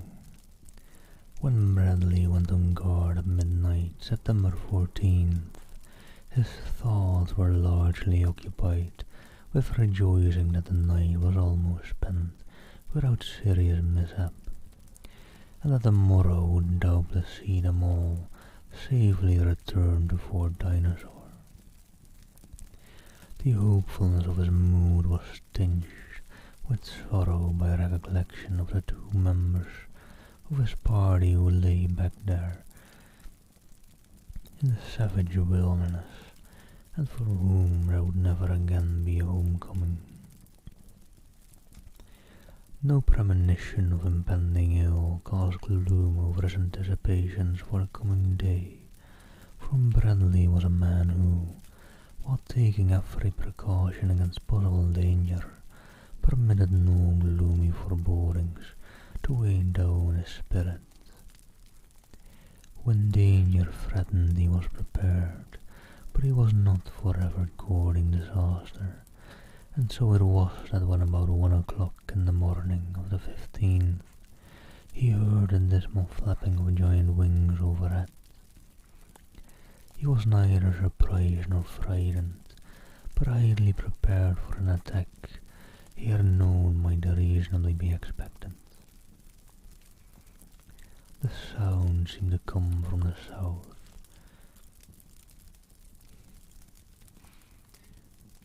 and presently low above the trees in that direction, the man made out a dim shadowy from circling about. So wait, let me see.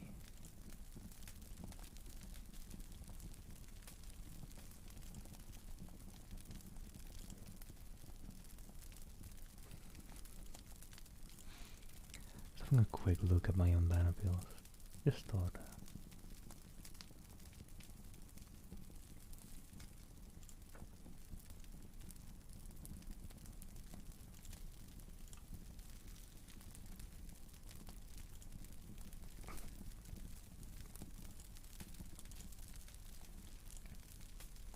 I think that's the first mod comment already. So yeah, I did get that.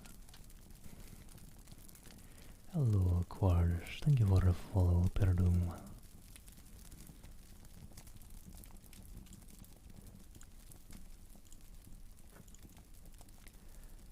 The sound seemed to come from the south, and presently low above the trees in the direction, the men made out a dim, shadowy form circling slowly about.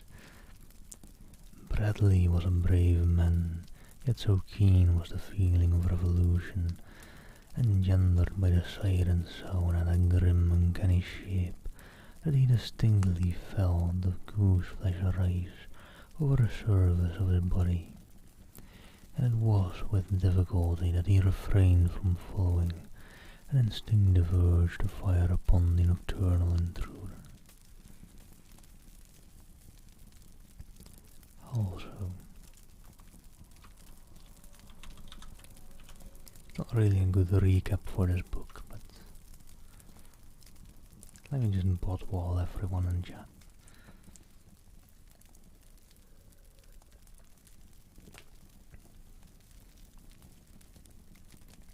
I give some context to the story if anyone is interested in that, wondering what the hell I'm reading.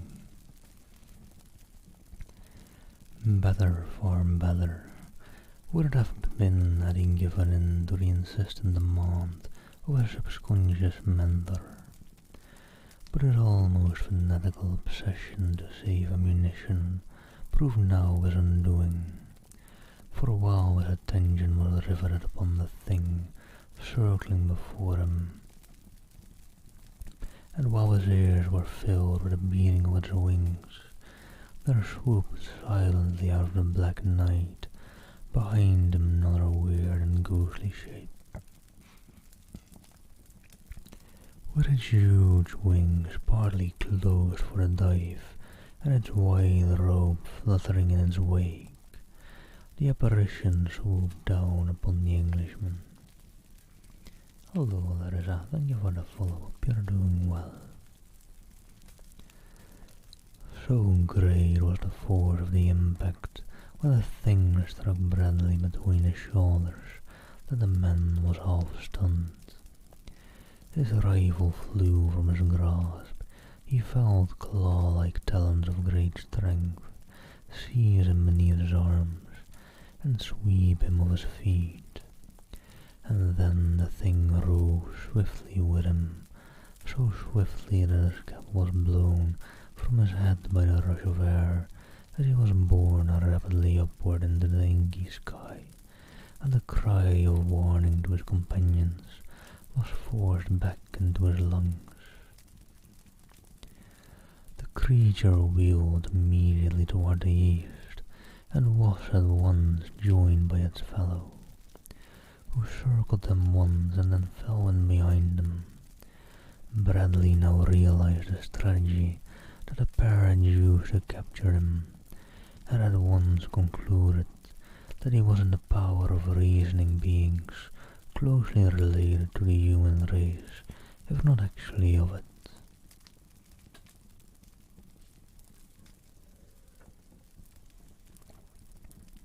Sorry about my chair creaking today, by the way. I feel like it's been awful today.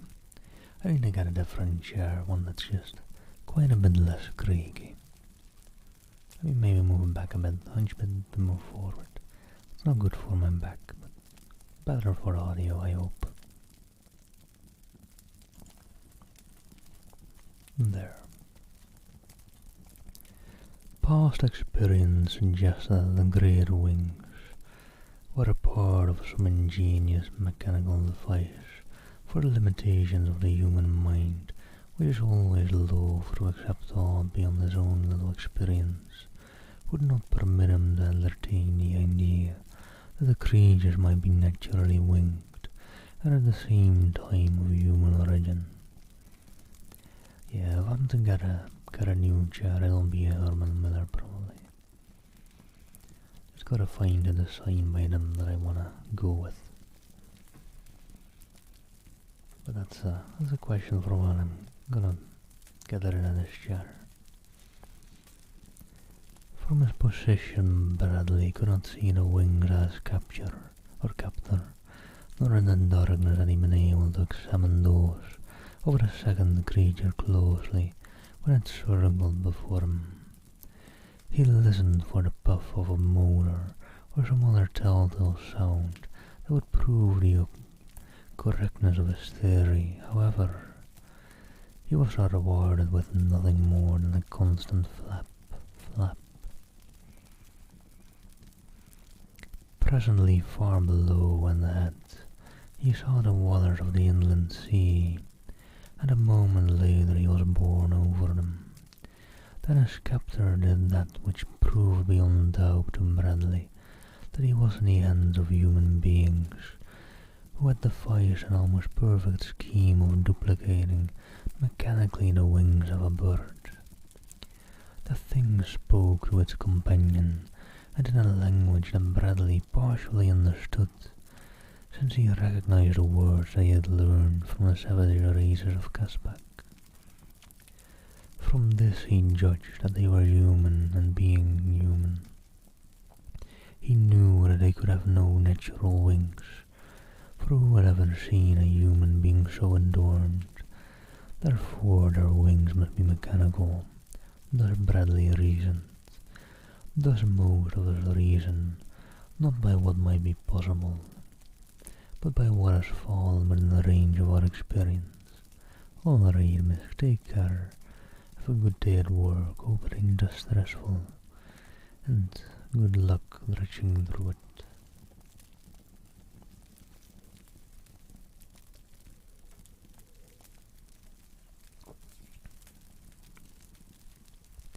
What he heard him say was to the effect that having covered half the distance the burden would now be transferred from one to the other. Bradley wondered how the exchange was to be accomplished. He knew that those giant wings would not permit the creatures to approach one another closely enough to effect the transfer in this manner, but he was soon to discover that they had other means of doing it. He felt the thing that carried them rise to a greater altitude, and below he glimpsed momentarily the second wide-robed figure. Then the creature above sounded a low call. It was answered from below, and instantly Bradley felt the clutching talons release him. Gasping for breath, he hurtled downward through space. Hello, stringy bean, hope you're doing well. And thank you for the follow. For a terrifying instant, pregnant with horror, Bradley fell. Then something swooped for him from behind. Another pair of talons clutched him beneath the arms. His downward rush was checked. Within another 100 feet, and close to the surface of the sea, he was again borne upward. As a hawk dives for a songbird on the wing, so this grey human bird dived for Bradley. It was a harrowing experience, but soon over, and once again the captive was being carried swiftly toward the east, and what fate he could not even guess. It was immediately following his transfer in mid-air that Bradley made out the shadowy form of a large island far ahead, and not long after he realized this must be the intended destination of his captors. Hello there, Dark Papa's Mother. Hope you're doing well. Thank you for the follow. Nor was he mistaken. 3/4 of an hour from the time of his seizure, his captor dropped gently to the earth in the strangest city that human eye had ever rested upon. Just a brief glimpse of his immediate surroundings vouchsafed Bradley before he was whisked into the interior of one of the buildings, but in that momentary glance he saw strange piles of stone and wood and mud, fashioned into buildings of all inconceivable sizes and shapes. sometimes piled high on top of one another, sometimes standing alone in an open courtway, but usually crowded and jammed together, so that there were no streets or alleys between them, other than a few which ended almost as soon as they began.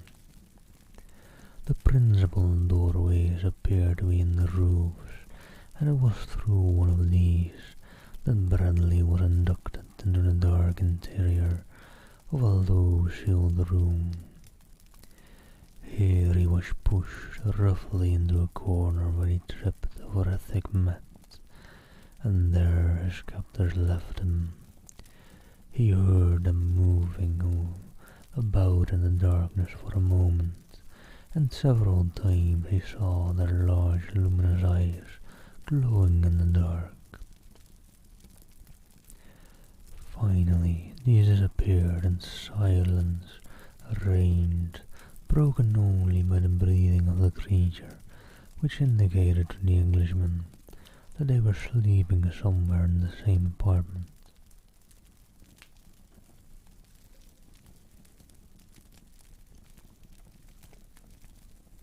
It was now evident that the mat upon the floor was intended for sleeping purposes, and that the rough shove that had sent him to it had been a rude invitation to repose. After taking stock of himself and finding that he still had his pistol and ammunition, some matches, a little tobacco, a canteen full of water and a razor, Bradley made himself comfortable upon the mat and was soon asleep, knowing that an attempted escape in the darkness without knowledge of his surroundings would be predoomed to failure. When he awoke, it was broad daylight, and the sight that met his eyes made him rub them again and again, to assure himself that they were really open, and that he was not dreaming. A broad shaft of morning light poured through the opening doorway in the ceiling of the room,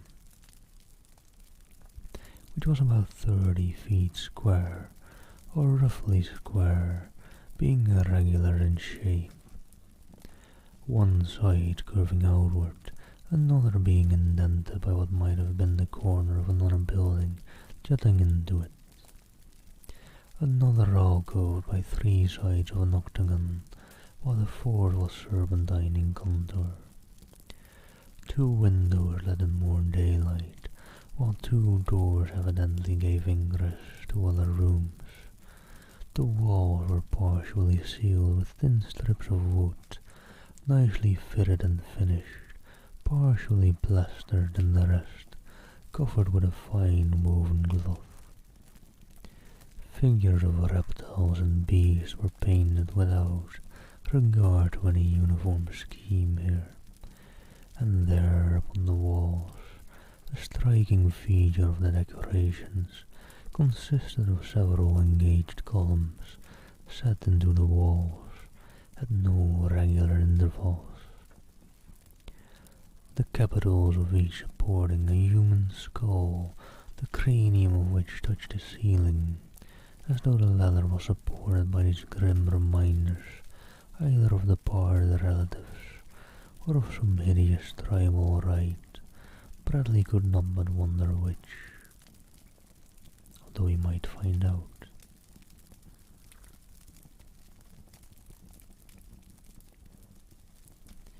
Yet it was none of these things that filled him with greatest wonder. No, it was the figures of the 2 creatures that had captured him and brought him hither. At one end of the room, a stout pole about 2 inches in diameter ran horizontally from wall to wall, some 6 or 7 feet from the floor, its end securely set in 2 of the columns, hanging by their knees from this perch, their heads downward and their bodies erect, and their huge wings slept the creatures of the night before.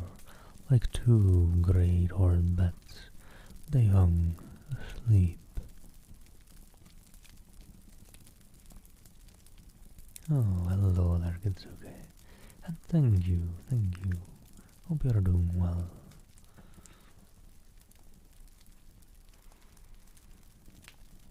As Bradley gazed upon them in wide-eyed astonishment, he saw plainly that all his intelligence, all his acquired knowledge through years of observation and experience, were set at naught by the simple evidence of the fact that stood out glaringly before his eyes. The creature's wings were not mechanical devices, but as natural appendages, growing from the shoulder blades, as were their arms and legs. He saw too that except for their wings, the pair bore a strong resemblance to human beings, though fashioned in a most grotesque mold. As he sat gazing at them, one of the two awoke, separated his wings to release his arms that had been folded across his breast, placed his hands upon the floor, dropped his feet and stood erect. For a moment he stretched his great wings slowly, solemnly blinking his large round eyes. Then his gaze fell upon Bradley. The thin lips drew back tightly against yellow teeth in a grimace that was nothing but hideous. It could not have been termed a smile, and what emotion it registered in the Englishman was at a loss to guess. No expression whatever altered the steady gaze of those large, round eyes. There was no colour upon the pasty sunken cheeks. A death's head grimaced as though a man long dead raised his parchment-covered skull from an old grave.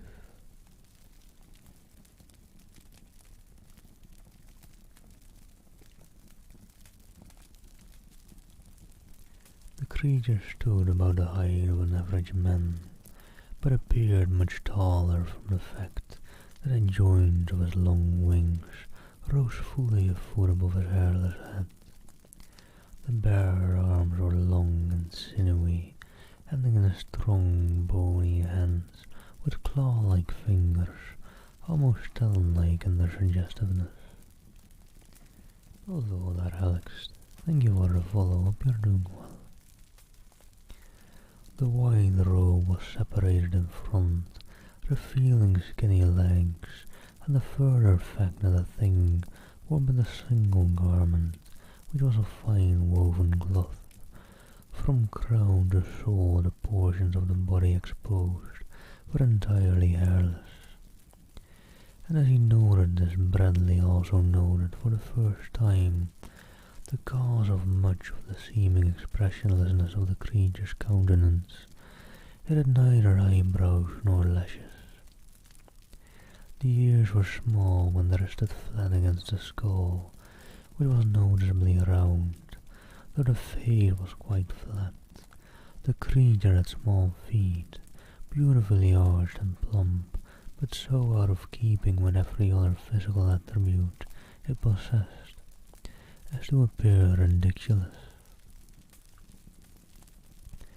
After eyeing Bradley for a moment, the thing approached him. "Where from?" it asked. "England," repeated Bradley as briefly. "Where is England and what?" pursued the questioner. "'Tis a country far from here," answered the Englishman. "Are your people Corsfayo or Cosatalu?" Which, if I remember correctly from the other books, Corsfayo was from the beginning the people on this island that apparently evolved from quite ape-like beings into quite more normal humans eventually. And Cosatalu were people born from basically the latest hierarchy of humans in the evolution, born into normal humans instead of apparently is more normal, as one of those more ape-like beings evolving up the chain. I don't quite know how it works, but hey, neither does Bradley, so maybe we'll get a bit of an explanation. I do not understand you, said Bradley, and now suppose you answer a few questions. Who are you? What country is this? Why did you bring me here? Again the sepulchral grimace. We are Wairos, Luara is our father, Kaspek is ours, this our country is called Uo. We brought you here for, literally, him who speaks for Luara, to gaze upon and question. He would know from whence you came and why, but principally, if you be Kosadalu. And if I am not Kos, whatever you call the blooming beast, what of it? The Wairo raised his wings in a very human shrug, and waved his bony claws toward the human skulls supporting the ceiling.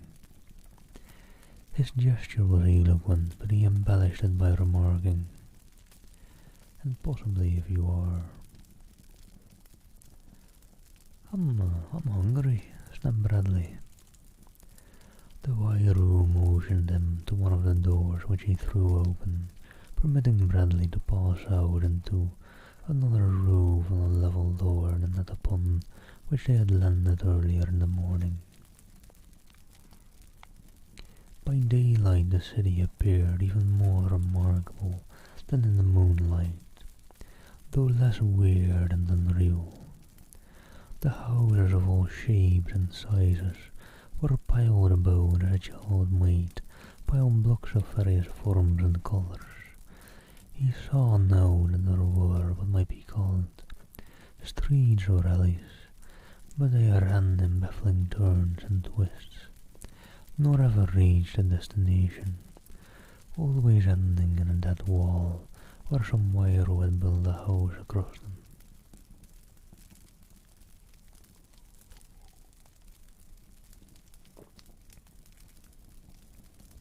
Also, yeah, quite interesting.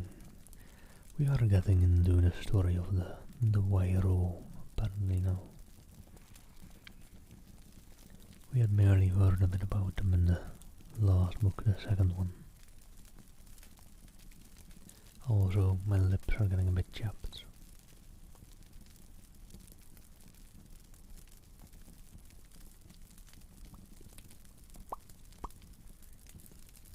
Time for some chapstick.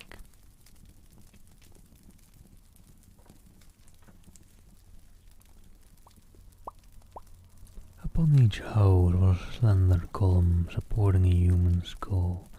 Sometimes the columns were at one corner of the roof, sometimes at another, or again they rose from the centre or near the centre. And the columns were of varying heights, from that of a man to those which rose 20 feet above their roofs. The skulls were, as a rule, painted blue or white, or in combinations of both colours. The most effective were painted blue with the teeth white and the eyes rimmed with white. There were other skulls, thousands of them, tens, hundreds of thousands. They rimmed the eaves of every house.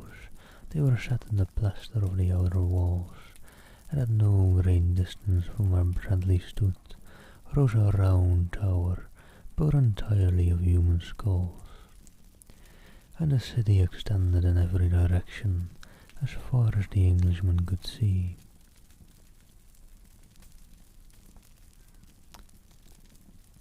All these books are getting darker and darker with the book and the trilogy, eh? Although, I suppose, the first book started with a lot of talk about the Second World War and a lot of happenings in that and people dying about on the seas. So, suppose the story never was all that good, all that bright and sunshine.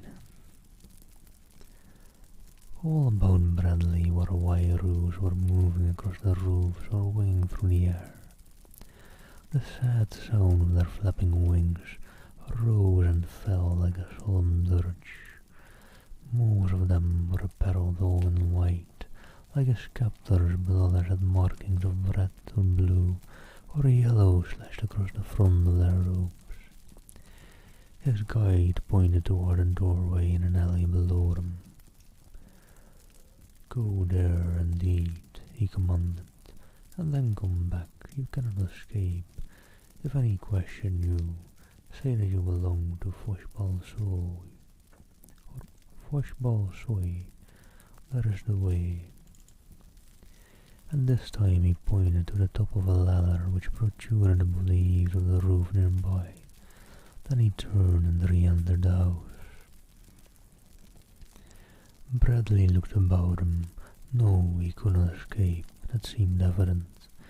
The city appeared interminable, and beyond the city, if not a savage wilderness filled with wild beasts, there was the broad inland sea, infested with horrid monsters. No wonder his captor felt safe in turning him loose and Nuo. He wondered if that was the name of the country or the city, and if there were other cities like this upon the island. Slowly he descended the ladder to that seemingly deserted alley, which was paved with what appeared to be large round cobblestones. He looked again at the smooth warm pavement, and the rueful grin crossed his features. The alley was paved with skulls, the city of human skulls, mused Bradley. They must have been collecting them since Adam, he thought, and then he crossed and entered the building through the doorway that had been pointed out to him. Inside he found a large room in which were many Wairos seated before pedestals, the tops of which were hollowed out, so they resembled the ordinary bird drinking and bathing fonts so commonly seen on suburban lawns. A seat protruded from each of the four sides of the pedestals, just a flat board with a support running from its outer end diagonally to the base of the pedestal. "Hello, Keegan Birthday, hope you're doing well, and thank you for the compliment."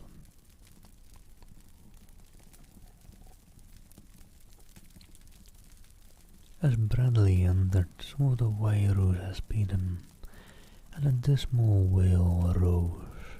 Whether it was a greeting or a threat, Bradley did not know.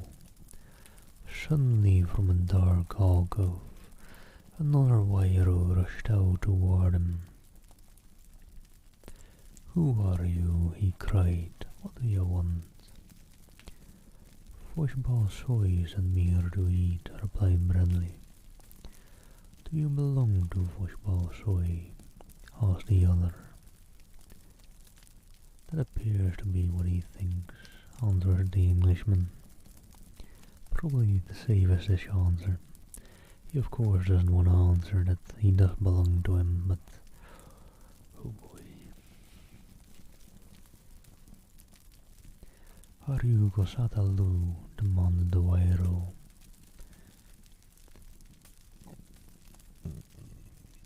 "Give me something to eat or I'll be all of that," replied Bradley.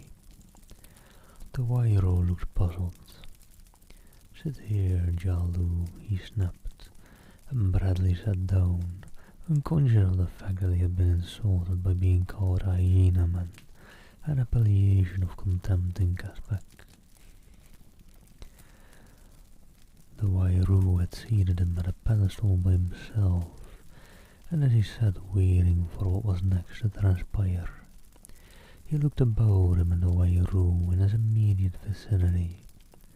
He saw that in each font was a quantity of food, and that each Wairu was armed with a wooden skewer, sharpened at one end, with which they carried solid portions of food to their mouths. At the other end of the skewer was fastened a small clam shell. This was used to scoop up the smaller and softer portions of the repast, into which all four of the occupants of each table dipped impartially. The Wairu leaned far over their food, scooping it up rapidly and with much noise, and so great was their haste that apart each mouthful always fell back into the common dish, and when they choked by reason of the rapidity with which they attempted to bolt their food, they often lost it all. Bradley was glad that he had a pedestal all to himself. Soon the keeper of the place returned with a wooden bowl filled with food, which he dumped into Bradley's throat, as he already thought of it. The Englishman was glad that he could not see into the dark alcove, or know what were all the ingredients that constituted the mess before him, for he was very hungry. Yeah, there's a good chance that he... Yeah. After the first mouthful he cared even less to investigate the antecedents of his dish, for he found it peculiarly palatable. It seemed to consist of a combination of meat, fruits, vegetables, small fish, and other indistinguishable articles of food, all seasoned to produce a gastronomic effect that was at once baffling and delicious. When he had finished, his throat was empty, and then he commenced to wonder who was to settle for his meal. As he waited for the proprietor to return, he fell to examining the dish from which he had eaten, and the pedestal upon which it rested. The font was of stone, worn smooth by long continued use, the four outer edges hollowed and polished by the contact of the countless Wairu bodies that had leaned against them for how long a period of time Bradley could not even guess. Hello, and thank you for the follow, Bakun Noob, by the way. Hope you're doing well. Everything about the place carried the impression of hoary age. The carved pedestals were black with use, the wooden seats were worn hollow, the flora stone slab was polished by the contact of possibly millions of naked feet, and worn away in the aisles between the pedestals, so that the latter rested upon little mounds of stone several inches above the general level of the floor. Finally seeing that no one came to collect, Bradley arose and started for the doorway. He had covered half the distance when he heard the voice of mine host calling to him. "Come back, Jalu," screamed the Wairu, and Bradley did as he was bid. As he approached the creature which stood now by the large flat-topped pedestal beside the alcove, he saw lying upon the smooth surface something that almost elicited a gasp of astonishment from him. A simple common thing it was, or would have been almost anywhere in the world but Caspak, a square bit of paper, and on it in a fine hand, written completely, were many strange hieroglyphs. These remarkable creatures, then, had written as well as a spoken language, and besides the art of weaving cloth, possessed that of paper making. Could it be that such grotesque beings represented the high culture of the human race within the boundaries of Caspak? Had natural selection produced during the countless ages of Caspakian life a winged monstrosity that represented the earthly pinnacle of man's evolution? Bradley had noted something of the obvious indications of a gradual evolution from ape to spearman, as exemplified by the several overlapping races of Alalus, clubmen and hatchetmen, that formed the connecting links between the two extremes with which he had come in contact. He had heard of the Crowlows and the Gallows, reputed to be still higher in the plane of evolution, and now he had indisputable evidence of a race possessing refinements of civilization eons in advance of the spearmen. The conjectures awakened by even a momentary consideration of the possibilities involved became at once as wildly bizarre as the insane imaginings of a drug addict. As these thoughts flashed through his mind, the Wairoo held out a pen of bone fixed to a wooden holder, and at the same time made a sign that Bradley was to write upon the paper. It was difficult to judge from the expressionless features of the Wairoo what was passing in the creature's mind, but Bradley could not but feel that the thing cast a supercilious glance upon him, as much as to say, "Of course you do not know how to write, you poor low creature, but you can make your mark." Bradley seized the pen and in a clear, bold hand wrote, "John Bradley, England." The Wairoo showed evidences of his consternation as it seized a piece of paper and examined the writing with every mark of incredulity and surprise. Of course it could make nothing of the strange characters, but it evidently accepted them as proof that Bradley possessed knowledge of a written language of his own, for following the Englishman's entry, it made a few characters of its own. Interesting. "You will come here again just before Lua hides his face behind the great cliff," announced the creature, "unless before that you are summoned by him who speaks for Luara, in which case you will not have to eat any more." Reassuring cuss, thought Bradley, as he turned and left the building. Outside were several Wairoos that had been eating at the pedestals within. They immediately surrounded him, asking all sorts of questions, plucking at his garments, his ammunition belt and his pistol. "Hello there, Daniela Garza, I hope you're doing well. Good day to you."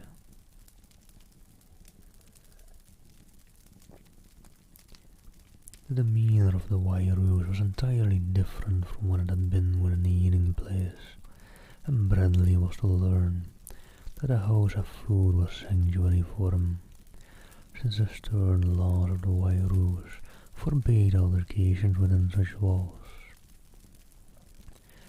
Now they were rough and threatening, as with wings half spread they hovered about him in menacing attitudes, barring his way to the ladder leading to the roof from whence he had descended. But the Englishman was not one to brook interference for long. He attempted at first to push his way past them, and then when one seized his arm and jerked him roughly back, Bradley swung upon the creature, and with a heavy blow to the jaw felled it. "Hello there." Instantly pandemonium reigned, loud wails arose, great wings opened and closed with a loud beating noise, and many claw-like hands reached forth to clutch him. Bradley struck to the right and left.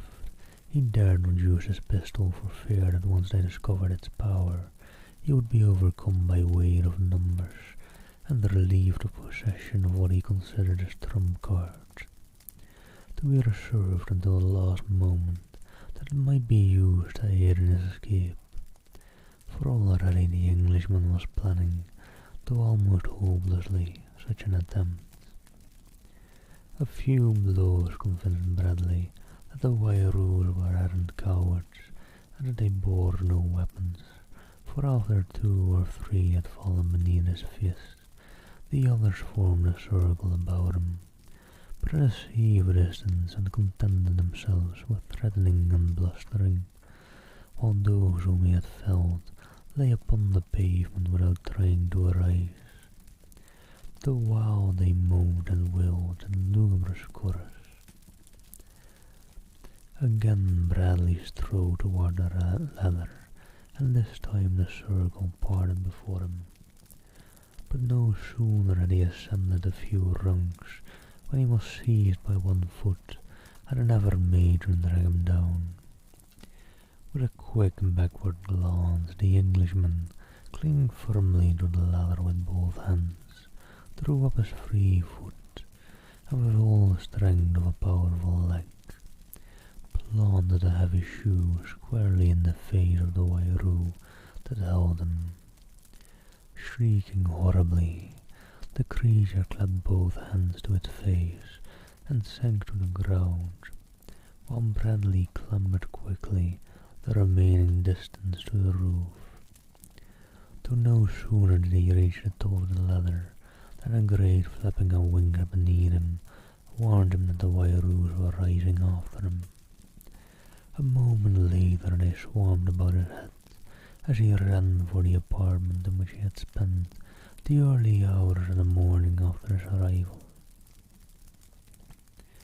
It was but a short distance from the top of the ladder to the doorway, and Bradley had almost reached his goal when the door flew open and Fossball Soy stepped out. Immediately the pursuing Wairoos demanded punishment of the Jalu, who had so grievously maltreated them.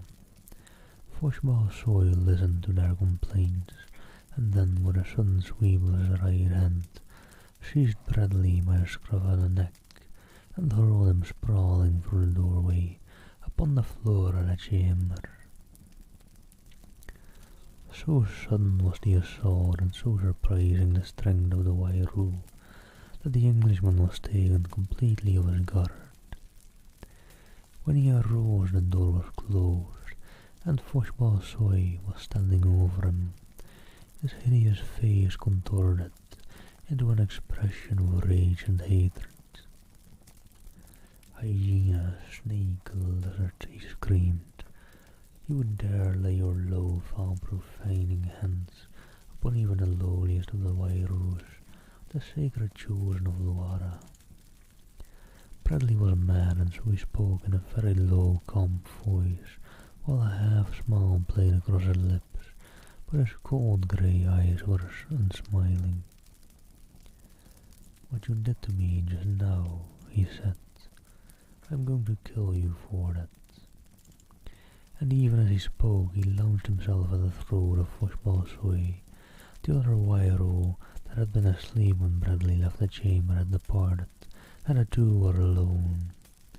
Fossball Soy displayed little of the cowardice of those that had attacked Bradley in the alleyway, but it may have been because he had so slight an opportunity, for Bradley had him by the throat before he could utter a cry, and with his right hand struck him heavily and repeatedly upon his face and over his heart, ugly smashing short-arm jabs of the sort that take the fight out of a man in quick time. But Fossball Soy was of no mind to die passively. He clawed and struck at Bradley, while with his great wings he attempted to shield himself from the merciless rain of blows, at the same time searching for a hold upon his antagonist's throat. Presently he succeeded in tripping the Englishman, and together the two fell heavily to the floor, Bradley underneath, and at the same instant the Wairoo fastened his long talons about the other's windpipe. Fossball Soy was possessed of enormous strength, and he was fighting for his life. The Englishman soon realized that the battle was going against him. Already his lungs were pounding painfully for air as he reached for his pistol. It was with difficulty that he drew it from its holster, and even then, with death staring him in the face, he thought of his precious ammunition. "Can't waste it," he thought, and slipping his fingers to the barrel, he raised the weapon and struck Fossball Soy a terrific blow between the eyes. Instantly the claw-like fingers released their hold, and the creature sank limply to the floor beside Bradley, who lay for several minutes, gasping painfully in an effort to regain his breath. When he was able, he rose and leaned close over the Wairo, lying silent and motionless, his wings drooping limply, and his grey round eyes staring blankly toward the ceiling. A brief examination convinced Bradley that the thing was dead, and with that conviction came an overwhelming sense of the dangers which must now confront them. But how was he to escape? His first thought was to find some means for concealing the evidence of his deed, and then to make a bold effort to escape. Stepping to the second door, he pushed it gently open and peered in upon what seemed to be a storeroom. In it was a litter of cloth, such as the Wairu's robes were fashioned from a number of chests painted blue and white, with white hieroglyphics painted in bold strokes upon the blue and blue hieroglyphics upon the white. In one corner was a pile of human skulls, reaching almost to the ceiling, and in another a stack of dried Wairu wings. The chamber was irregularly shaped as the other, and had but a single window and a second door at the further end, but was without exit through the roof, and most important of all, there was no creature of any sort in it. As quickly as possible, Bradley dragged the dead Wairu through the doorway and closed the door. Then he looked about for a place to conceal the corpse. One of the chests was large enough to hold the body if the knees were bent well up. And with this idea in view, Bradley approached the chest to open it. The lid was made in two pieces, each being hinged at an opposite end of the chest, and joining nicely where they met, in the center of the chest, making a snug, well-fitting joint. There was no lock. Bradley raised one half of the cover and looked in. With a smothered "by Jove," he bent closer to examine the contents. The chest was about half filled with an assortment of golden trinkets. There were what appeared to be bracelets, anklets, and brooches of virgin gold. Realizing that there was no room in the chest for the body of the Wairu, Bradley turned to seek another means of concealing the evidence of his crime. There was a space between the chest and the wall, and into this he forced the corpse, piling the discarded ropes upon it, although it was entirely hidden from sight. But how was he to make good his escape in the bright glare of that early spring day?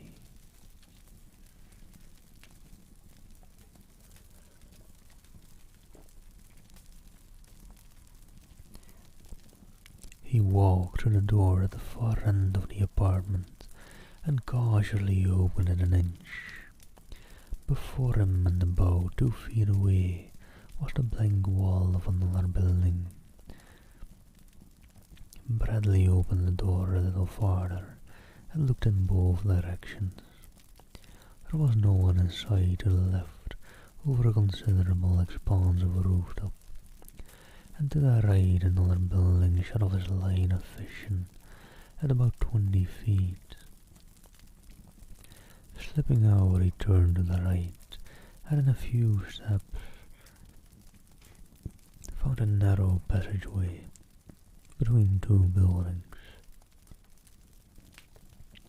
Turning into this, he paused about half its length when he saw a Wairu appear at the opposite end and halt. The creature was not looking down the passageway, but at any moment it might turn its eyes toward him. Then he would be immediately discovered. To Bradley's left was a triangular niche in the wall of one of the houses, and into this he dodged, thus concealing himself from the sight of the Wairu. Beside him was a painted door, a vivid yellow and constructed after the same fashion, as the other wide-room doors he had seen, being made up of countless narrow strips of wood from 4 to 6 inches in length, laid on in patches of about the same width. The strips in adjacent patches never running in the same direction. The result bore some resemblance to a crazy patchwork quilt, which was heightened when, as in one of the doors he had seen, continuous patches were painted different colours. The strips appeared to have been bound together into the underlying framework of the door with gut or fibre and also glued, after which a thick coating of paint had been applied. One edge of the door was formed of a straight, round pole about 2 inches in diameter that protruded at top and bottom, the projections setting in around holes in both lintel and sill, forming the axis upon which the door swung. An eccentric disc upon the inside face of the door engaged a slot in the frame when it was desired to secure the door against intruders. As Bradley stood flattened against the wall, waiting for the Wairu to move on, he heard the creature's wings brushing against the sides of the building as it made its way down the narrowest passage in this direction. As the yellow door offered the only means of escape without detection, the Englishman decided to risk whatever might lie beyond it, and so, boldly pushing it in, he crossed the threshold and entered the small apartment.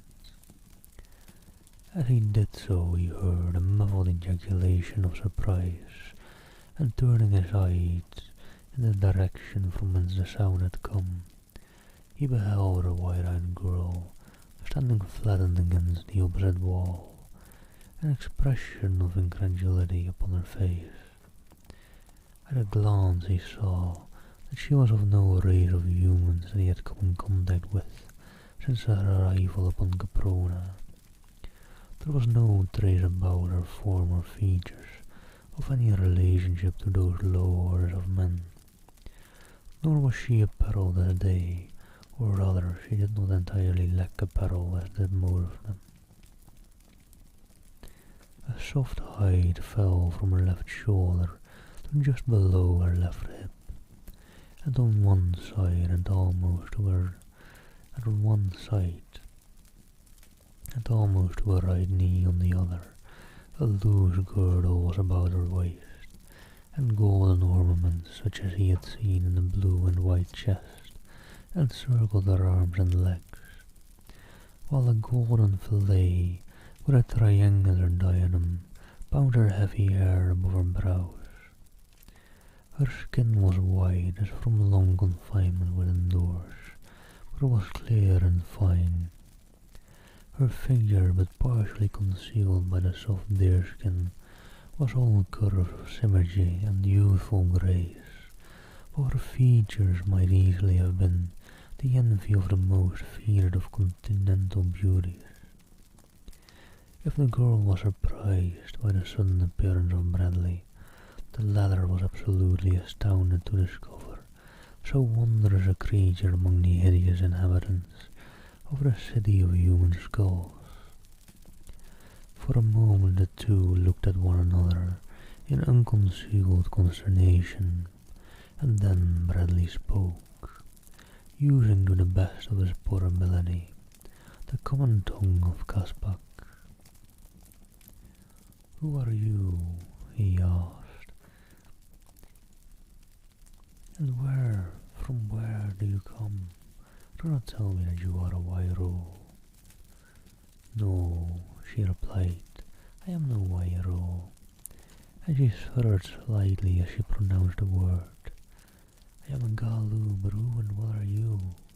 I am sure that you are no Galu from your garments, but you are like the Galu in other respects. I know that you are not of this frightful city, for I have been here for almost 10 moons, and never have I seen a male Galu brought hither before. Nor are there such as you and I other than prisoners in the land of VoD, and these are all females. Are you a prisoner then? He told her briefly who and what he was, though he doubted if she understood, and from her he learned that she had been a prisoner there for many months, but for what purpose he did not then learn, as in the midst of their conversation the yellow door swung open, and a Wairu in a robe slashed with yellow entered.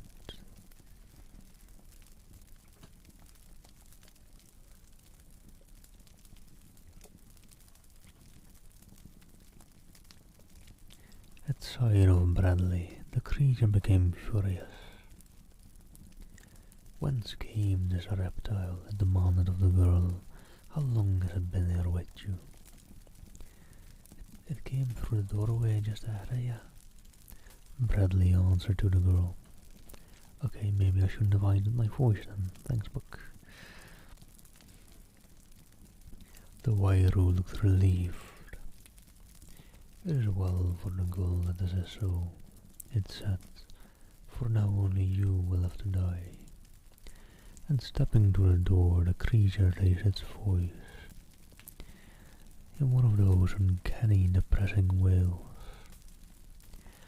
The Englishman looked toward the girl. Shall I kill it? He asked, half drawing his pistol. What is best to do? I do not wish to endanger you. The Wairu backed toward the door. Defiler, it screamed. You dare to threaten one of the sacred children of Luara. Do not kill him, cried the girl, for then there could be no hope for you that you are here alive. Shows that they may not intend to kill you at all, and so that there is a chance for you if you do not anger them, but touch him in violence and your bleached god of the loftiest pedestal of woe. And what of you? Asked Bradley. I am already doomed, replied the girl. I am Kosata Lo. Kosata Lo, Kosata Lo. What does these praises mean? But they were so oft repeated by the denizens of Uo. Lu and Lo. Bradley knew to mean man and woman. Ara was employed variously to indicate life, eggs, young, reproduction, and kindred subjects. Kos was a negative, but in combination they were meaningless to the European. He stopped talking there a while, but it was his thought. Oh no, he exclaimed Kosadalu and Kosadalu, and the rest of that paragraph was his thoughts. Oh well, a small mishap. Do you mean they will kill you? Asked Bradley. I would wish that they would, replied the girl. My fate is to be worse than that. In just a few nights more with the coming of the new moon. Bah, poor she-snake, snapped the Wairu. You are to become sacred above all other she's. He who speaks for the water has chosen you for himself. Today you go to his temple. The Wairu used a phrase meaning literally high place, where you will receive the sacred commands. The girl shuddered and cast a sorrowful glance towards Bradley. Ah, she sighed. If I could but see my beloved country once again. The man stepped suddenly close to her side before the Wairu could interpose, and in a low voice asked her if there was no way by which she might encompass her escape. She shook her head sorrowfully. Even if we escape the city, she replied, there is no big water between the island of Uo and the Galu shore. And what is beyond the city if we could leave it? Pursued Bradley. I may only guess from what I have heard since I was brought there, she answered, but by reports and chance remarks, I take it to be a beautiful land in which there are but few wild beasts and no men, for only the Wairu live upon this island, and they dwell always in cities of which there are three, this being the largest. The others are at the far end of the island, which is about 3 marches from end to end, and at its widest point about 1 march. From his own experience and from what the natives on the mainland had told him, Bradley knew that 10 miles was a good day's march in Caspak, owing to the fact that at most points it was a trackless wilderness, and at all times travellers were beset by hideous beasts and reptiles that greatly impeded their rapid progress. The two had spoken rapidly, but were now interrupted by the advent thaw through the opening in the roof of several Wairoos who had come in answer to the alarm of the yellow slashing at others. "This Yalu," cried the offended one, "has threatened me. Take its hatchet from it and make it fast, where it can do no harm to he who speaks for Luara has said what shall be done with it. It is one of those strange creatures that Foshball Sui discovered, first above the Bandu country, and followed back toward the beginning. He who speaks for Luara sent Foshball Sui to fetch him one of the creatures, and here it is. It is hoped that it may be from another world, and not the secret of the Kusadalu." The Wairoo approached boldly to take Bradley's hatchet from him. Hatchet in quotation marks, talking about the pistol there. Their leader having indicated the pistol hanging in its holster at the Englishman's hip, but the first one went reeling backward against his fellows, from the blow to the chin, which Bradley followed up with a rush and the intention to clean up the room in record time. But he had reckoned without the opening in the roof. Two were down, and the great wailing and moaning was rising when reinforcements appeared from above. Bradley did not see them, but the girl did, and though she cried out a warning, it came too late for him to avoid a large Wairoo who dived headmost for him, striking him between the shoulders and bearing him to the floor. Instantly a dozen more were piling on top of him. His pistol was wrenched from its holster, and he was securely pinioned down by the weight of numbers. At a word from the Wairoo of the yellow slashing, who evidently was a person of authority, one left and presently returned with fibre ropes with which Bradley was tightly bound. "Now bear him to the blue place of 7 skulls," directed the chief Wairoo, "and one take the word of all that has passed to him who speaks for Luara." Each of the creatures raised a hand, the back against its face, as though in salute. One seized Bradley and carried him through the yellow doorway to the roof, from whence it rose upon its widespread wings, and flapped off across the rooftops of Huo, with its heavy burden clutched in his long talons. Below him Bradley could see the city stretching away to a distance on every hand. It was not as large as he had imagined, though he judged it was at least 3 miles square. The houses were piled in indescribable heaps, sometimes to a height of 100 feet. The streets and alleys were short and crooked, and there were many areas where buildings had been wedged in, so closely that no light could possibly reach the lowest tiers. The entire surface of the ground being packed solidly with them. The colours were varied and startling, the architecture amazing.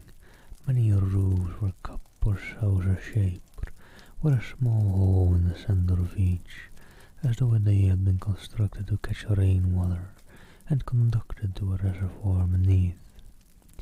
But nearly all the others had the large opening in the top that Bradley had seen used by these flying men in lieu of doorways. At all levels were the myriad poles, surmounted by grinning skulls, but the two most prominent features of the city were the round tower of human skulls that Bradley had noted in the day, and another and much larger edifice than the center of the city. As they approached it, Bradley saw that it was a huge building, rising 100 feet in height from the ground, and that it stood alone in the center of what might have been called a plaza in some other part of the world.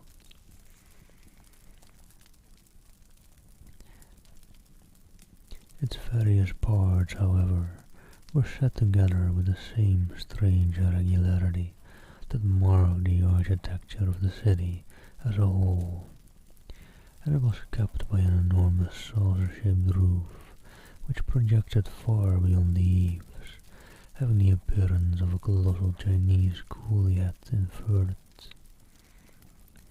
The wire room bearing Bradley passed over one corner of the open space about the large building, revealing to the Englishman grass and trees and running water beneath. They passed the building, and about 500 yards beyond the creature alighted on the roof of a square, blue building surmounted by 7 poles bearing 7 skulls. This then, thought Bradley, is the blue place of 7 skulls. Over the opening in the roof was a grated covering, and this the Wairu removed. The thing then tied a piece of fibre rope to one of Bradley's ankles and rolled him over the edge of the opening. All was dark below, and for an instant the Englishman came as near to experiencing real terror as he had ever come in his life before. As he rolled off into the black abyss, he felt the rope tighten about his ankle, and an instant later he was stopped with a sudden jerk to swing pendulum-like head downward. Then the creature lowered away until Bradley's head came in sudden and painful contact with the floor below, after which the Wairu let loose of the rope entirely, and the Englishman's body crashed to the wooden planking. He felt the free end of the rope dropped upon him, and heard the grating being slid into place above him. And all right, captured and secured. That is to be the end of chapter 2.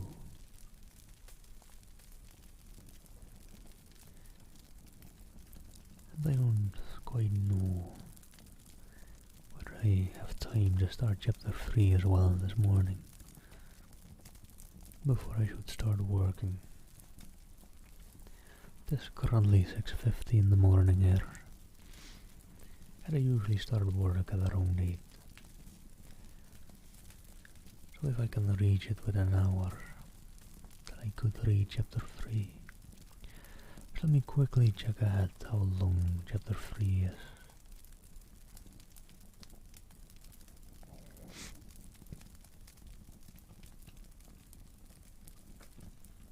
Just scrolling through real quick.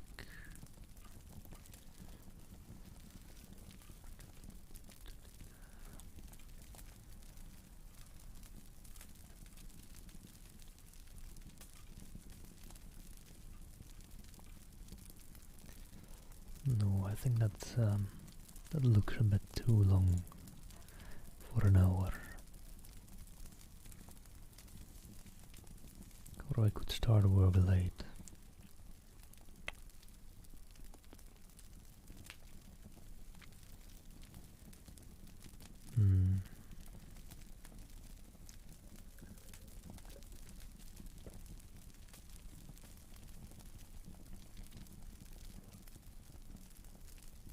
You know what, I could always pull it.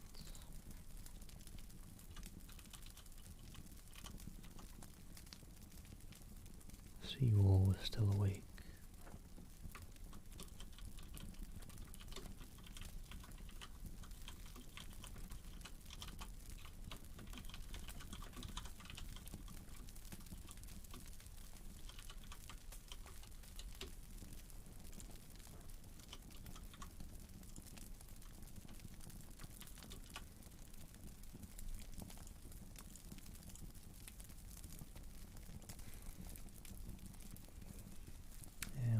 work is going well, Oh hey, I'm allowed to vote on the poll myself.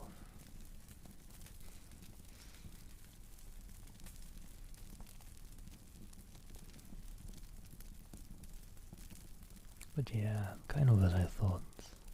Most are just lurking or asleep by now.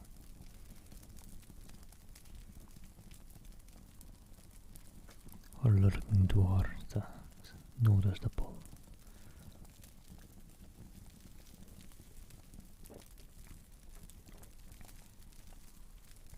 But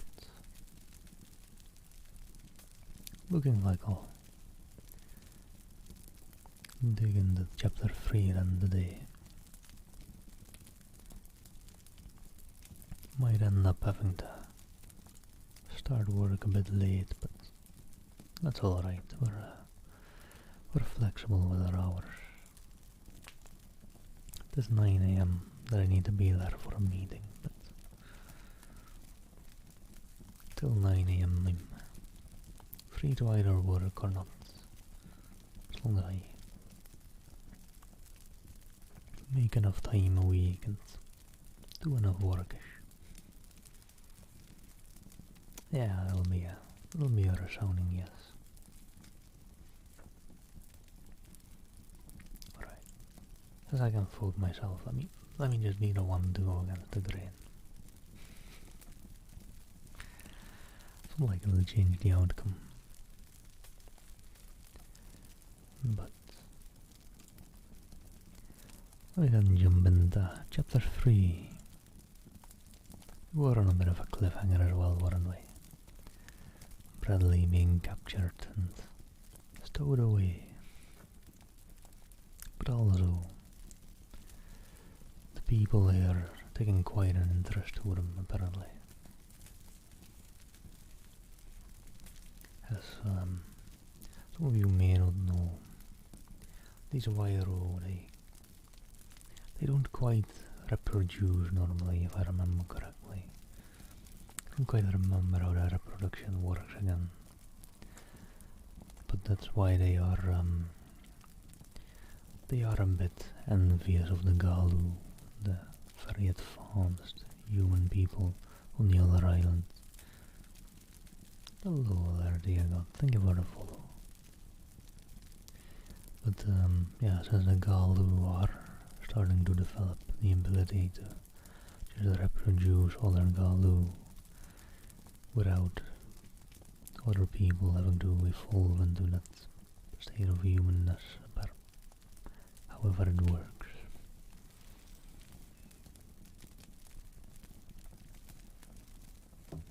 Hey, hello Scott. I'm just taking a bit of a breather in between chapters before I'll dive into chapter 3. Just talking about how the creatures seem interested and well, to be fair, as Bradley is of the human world. He is one that is capable of normal reproduction. Also, he got what was it again? Inglés solamente por favor, if I remember correctly. Hello, McSwellen. Like Brooklyn, pronounced like that. I don't know. And thank you. Hope you're doing well. And the lovely Ali Mojiko. Alright. Let me just quickly translate things.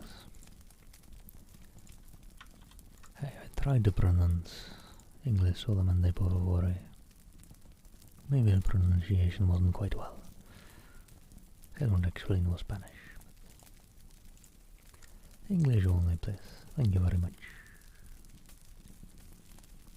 Just Lynn. Alright. I'll try to remember, but fair disclaimer, my memory ain't good.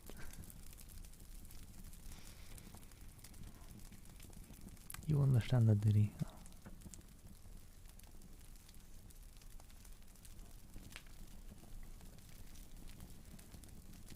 You may have, but I'm not sure where either. DB does get around Twitch quite a bit.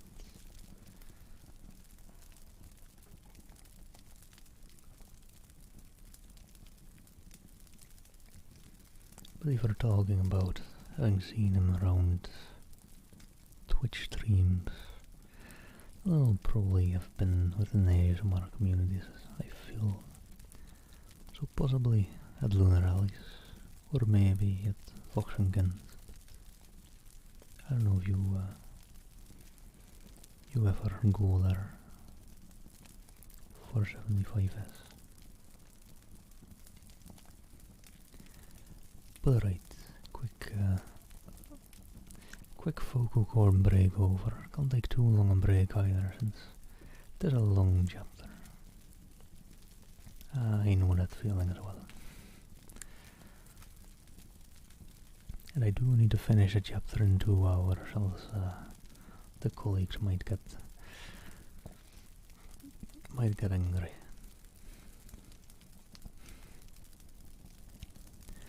Half stunned, Bradley lay for a moment as he had fallen and then slowly and painfully wriggled into a less comfortable position.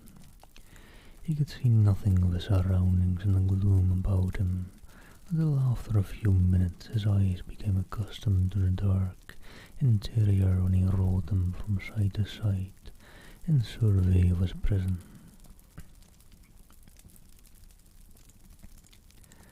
He discovered himself to be in a bare room which was windowless, nor could he see any other opening than that through which he had been lowered.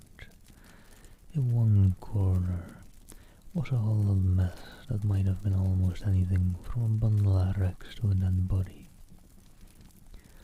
Almost immediately after he had taken his bearings, Bradley commenced working with his bonds.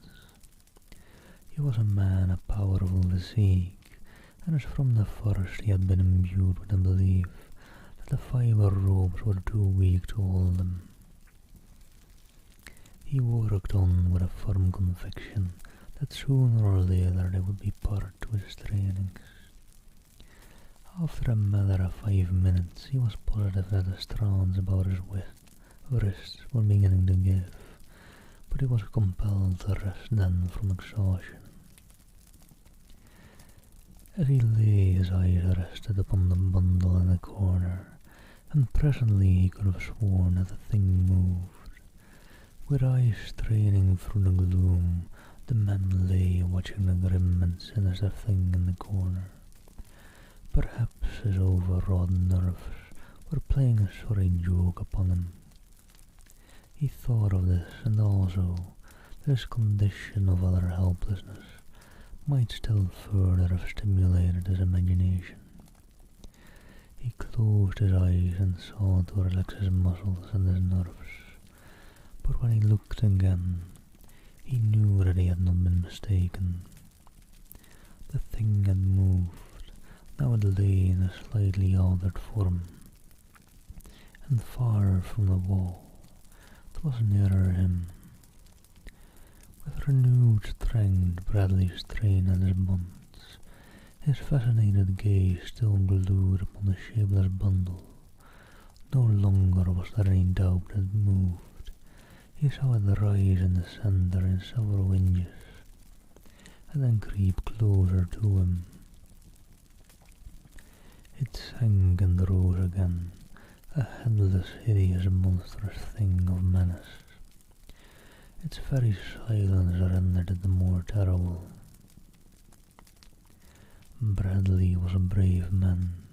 Ordinarily his nerves were of steel, but to be at the mercy of some unknown and nameless horror, to be unable to defend himself, it was these things that almost unstrung him, for at best he was only human. To stand in the open, even with the old soul against him, to be able to use his fists to put up some sort of defense, to inflict punishment upon his adversary. Then he could face death with a smile. It was not death that he feared now, 'Twas that horror of the unknown that is part of the fibre of every son of one. Closer and closer came the shapeless mass. Bradley lay motionless and listened. What was that he heard? Breathing? He could not be mistaken, and then from out of the bundle of wrecks issued a hollow groan. Bradley felt with his hair rise upon his head. He struggled with the slowly parting strands that held him.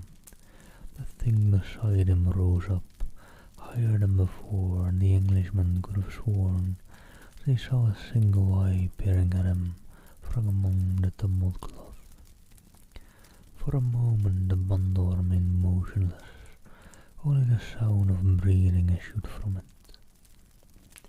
Then there broke from it a maniacal laugh.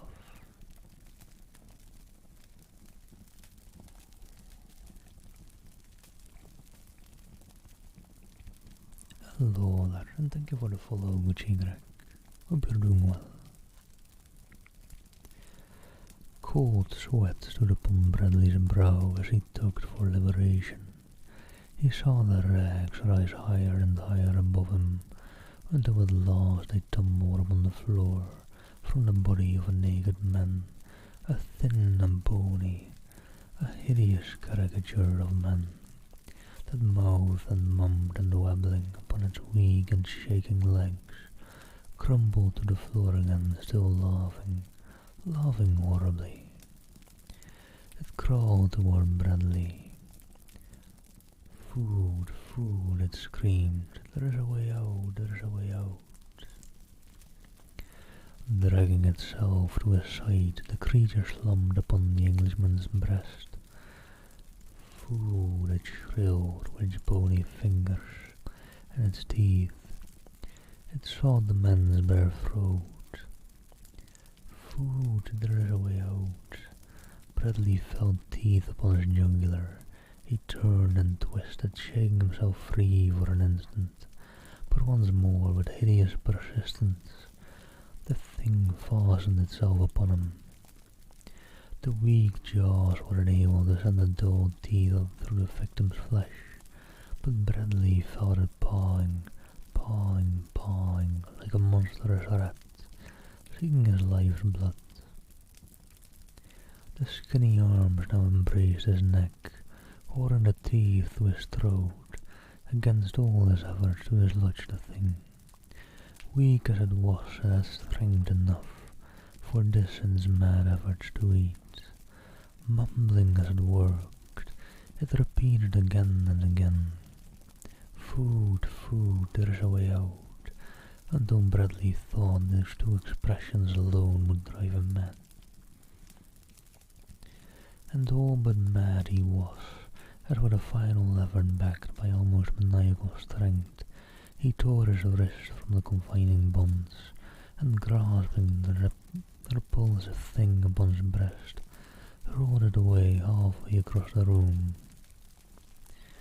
Panting like a spent hound, Bradley worked at the thongs about his ankles, while the maniac lay quivering and mumbling where it had fallen.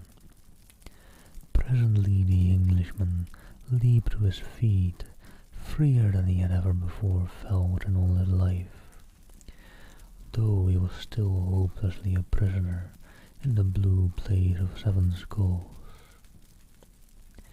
With his back against the wall for support, so weak the reaction left him, Bradley stood watching the creature upon the floor. Hello there, Faxeedrum. Hope you're doing well. Thank you for the follow. He saw it move and slowly raise itself to its hands and knees, where it swayed to and fro as its eyes roved about in search of him. And when at last they found him, there broke from the drawn lips the mumbled words, "Food, food, there is a way out." The pitiful supplication in the tones touched the Englishman's heart. He knew that this could be no Wiro, but possibly once a man like himself, who had been cast into this pit of solitary confinement with as hideous a result that might in time be as fatal also. And then too, there was the suggestion of hope, held out by the constant reiteration of the phrase, "there is a way out." Was there a way out? What did this poor thing know? "Who are you, and how long have you been here?" Bradley suddenly demanded. For a moment the men upon the floor made no response. Then mumblingly came the words, "Food, food." "Stop," commanded the Englishman. The injunction might have been barked from the muzzle of a pistol. It brought the man to a sitting posture, his hands off the ground. He stopped swaying to and fro, and appeared to be startled into an attempt to master his faculties of concentration and thought. Bradley repeated his questions sharply. "I wantak the Galoo," replied the man. "Lord alone knows how long I have been here. Maybe 10 moons 3 times." It was like a speaking equivalent of 30. "I was young and strong when they brought me here. Now I am old and very weak. I am Gosadaloo, that is why they have not killed me. If I tell them the secret of becoming Gosadaloo, they will take me out. But how can I tell them that which Luara alone knows?" "What is Gosadaloo?" demanded Bradley. "Food, food, there is a way out," mumbled the Galoo. Bradley strode across the floor, seized the man by his shoulders and shook him. "Tell me," he cried, "what is Gosadaloo?" "Food," whimpered Andak. Bradley bethought himself. His haversack had not been taken from him, and besides his razor and knife were odds and ends of equipment and a small quantity of dried meat. He tossed a small strip of the latter to the starving Galoo. Andak seized upon it and devoured it ravenously. It instilled new life in the man.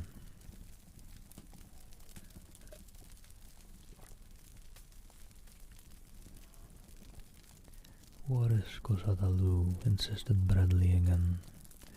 Andak tried to explain.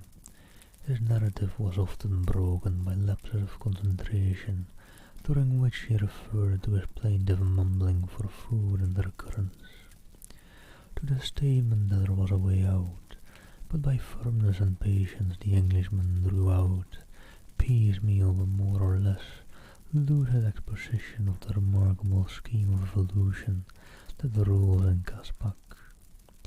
In it he found explanations of the hitherto inexplicable. He discovered why he had seen no babes or children among the Caspakian tribes with which he had come in contact, why each more northerly tribe evinced a higher state of development than those south of them, why each tribe included individuals ranging in physical and mental characteristics from the highest of the next lower race to the lowest of the next higher, and why the women of each tribe immersed themselves each morning for an hour or more in the warm pools near which the habitations of the poor people always were located.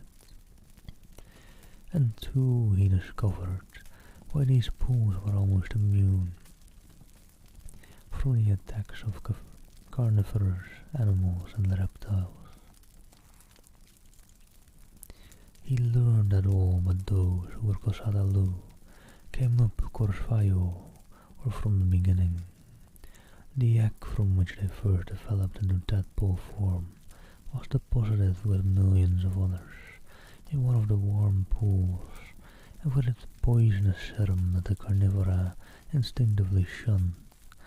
Down the warm stream from the pool floated the countless billions of eggs and tadpoles, developing as they had drifted slowly toward the sea. Some became tadpoles in the pool, some in the sluggish stream, and some not until they reached the great inland sea. In the next stage they became fishes or reptiles. Antak was not positive which, and in this form always developing. They swam far to the south, where amid the rank and teeming jungles, some of them evolved into amphibians.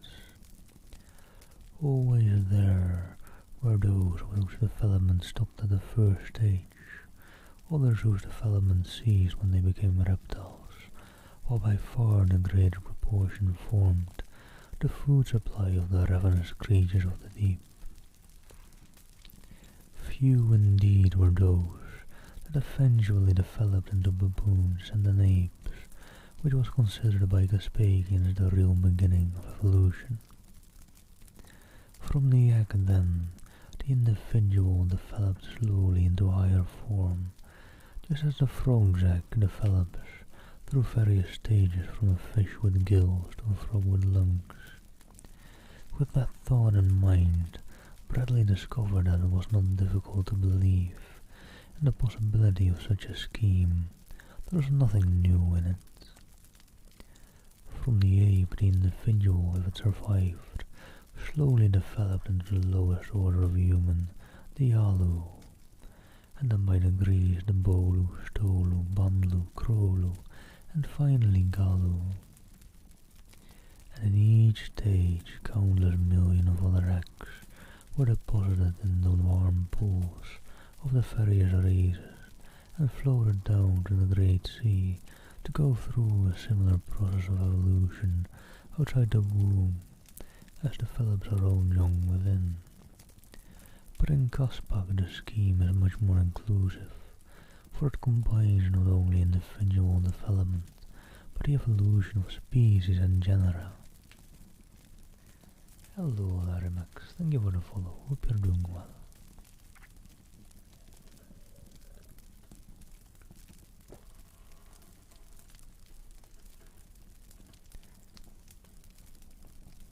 If an egg survives, it goes through all the stages of development that man has passed through during the unthinkable eons since life first moved upon the earth's face.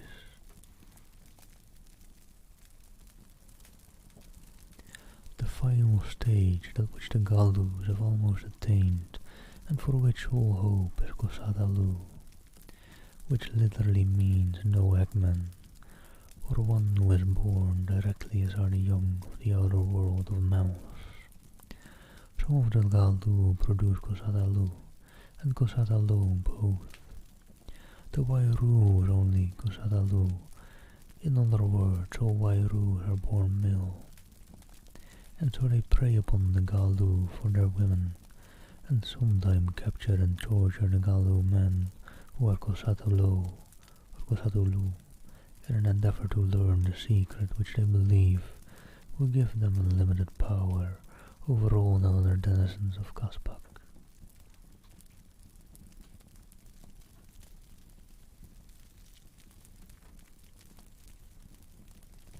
No Wairus come up from the beginning.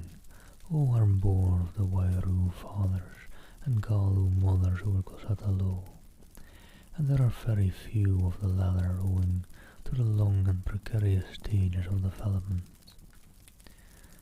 7 generations of the same ancestor must come up from the beginning before a Kosatalu child may be born, and when one considers the frightful dangers that surround the vital spark from the moment it leaves the warm pool where it has been deposited to float down to the sea amid the ferocious creatures that swarm the surface and the deeps, and the almost equally unthinkable trials of its efforts to survive after it once becomes a land animal and starts northward through the horrors of the Gaspakian jungles and forests, it is plainly a wonder that even a single babe has ever been born to a Galu womb. Hello there, Nightingale Nicole. How are you doing, Nicole? Hope you're doing well. Good day to you.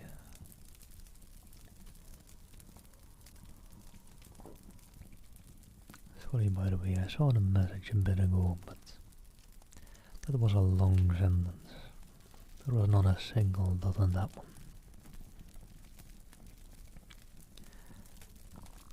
7 cycles it requires before the 7th Galdu can complete the 7 danger-infested circle.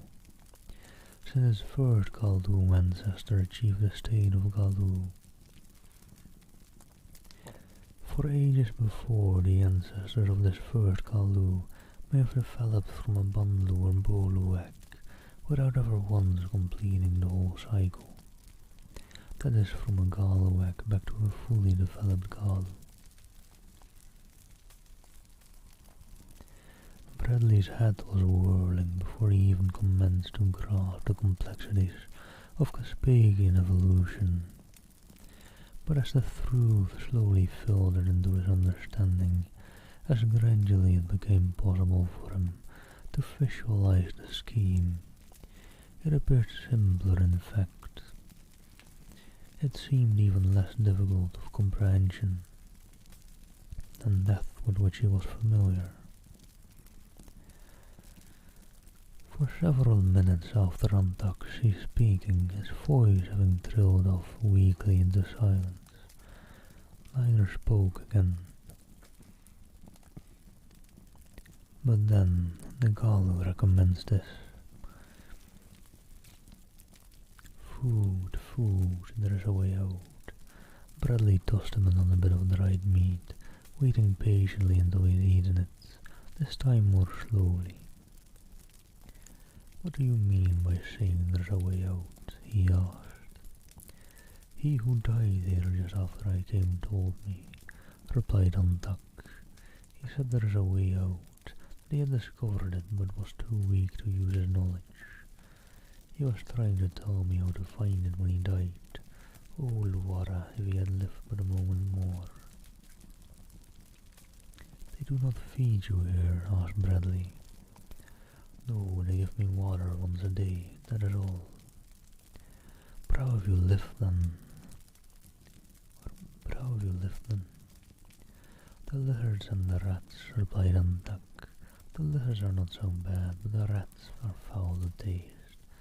However, I must eat them or they would eat me, and they are better than nothing. But of late they do not come so often, and I have not had a lizard for a long time. I shall eat though, he mumbled. I shall eat now, for you cannot remain awake forever. He laughed a cackling dry laugh. When you sleep, Antak will eat. It was horrible. Bradley shuddered. For a long time each sat in silence. The Englishman could guess why the other made no sound. He awaited the moment that sleep should overcome his victim. In the long silence there was borne upon Bradley's ears a faint monotonous sound as of running water. He listened intently. It seemed to come from far beneath the floor.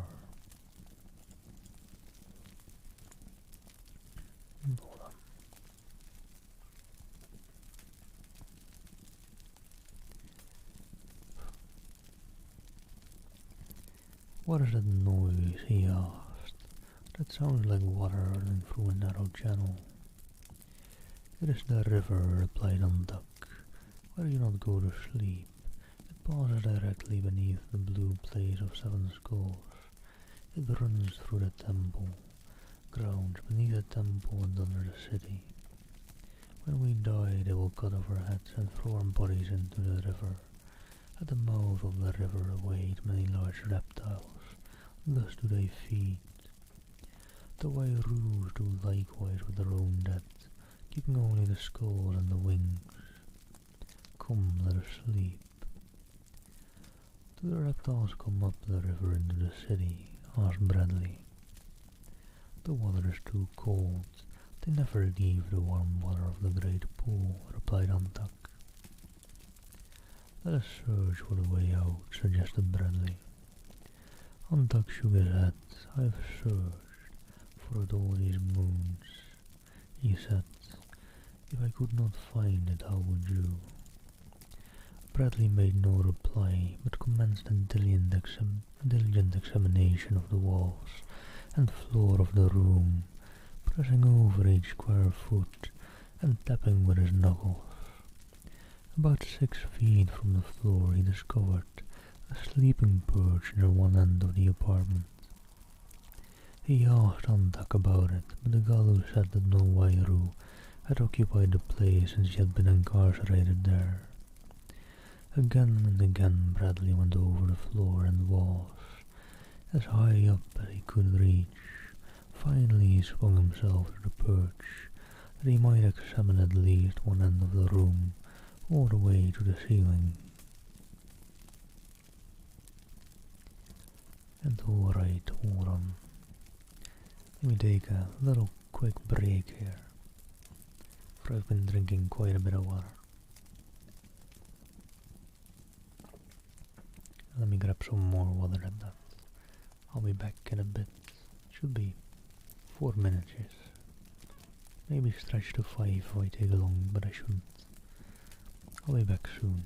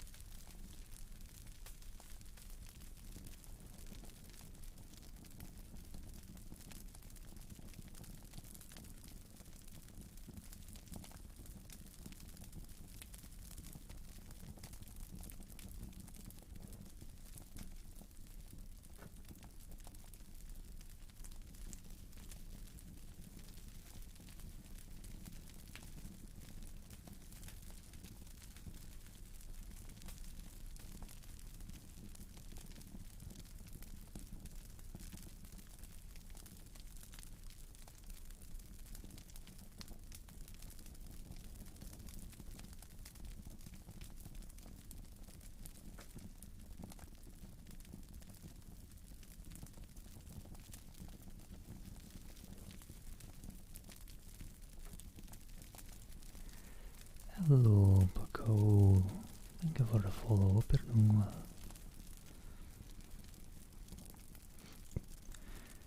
And alright. Let me not delay it too much.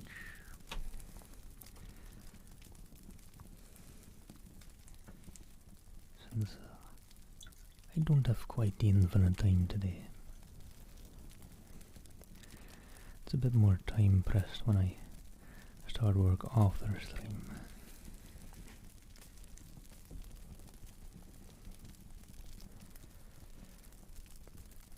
In the center of the wall, close to the top, an area about 3 feet square gave forth a hollow sound when he rapped upon it. Bradley felt over every square inch of that area with the tips of his fingers. Near the top he found a small round hole, a trifle larger in diameter than his forefinger, which he immediately stuck into it. The panel, if such it was, seemed about an inch thick, and beyond it his finger encountered nothing. Bradley crooked his finger upon the opposite side of the panel and pulled it toward him, steadily but with considerable force. Suddenly the panel flew inward, nearly precipitating the man to the floor. It was hinged at the bottom, and when lowered, the outer edge rested upon the perch, making a little platform parallel with the floor of the room. Beyond the opening was an utterly dark void. The Englishman leaned through it and reached his arm as far as possible into the blackness, but touched nothing. Then he fumbled in his haversack for a match, a few of which remained to him. When he struck it, Huntuck gave a cry of terror. Bradley held the light far into the opening before him, and in its flickering rays saw the top of a ladder descending into a black abyss below. How far down it extended he could not guess, but that he should soon know definitely he was positive.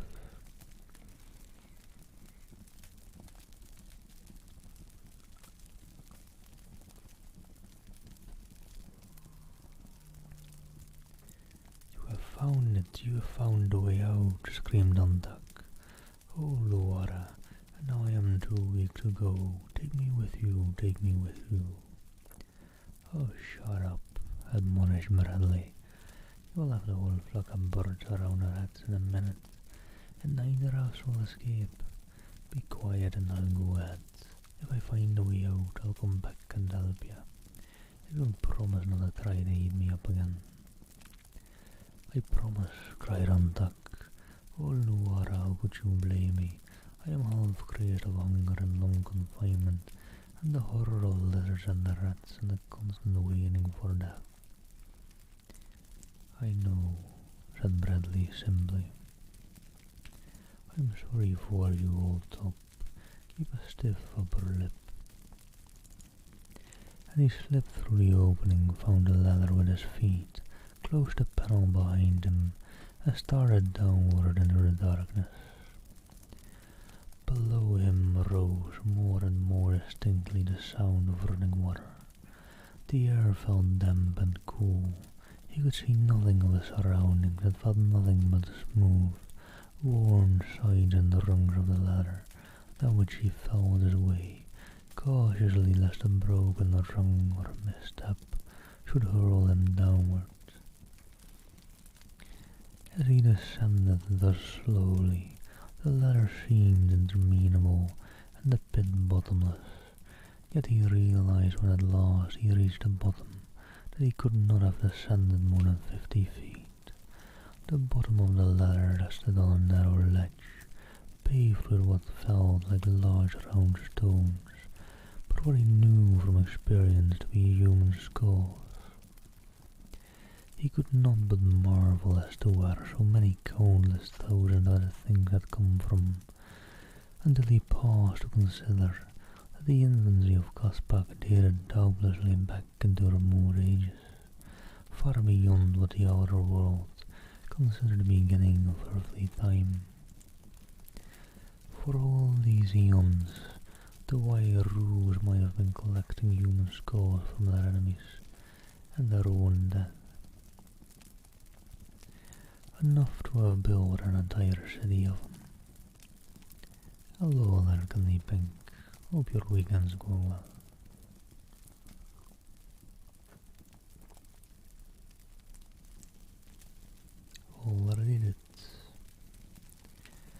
Feeling his way along the narrow ledge, Bradley came presently to a blank wall that stretched out over the water, swirling beneath him, as far as he could reach.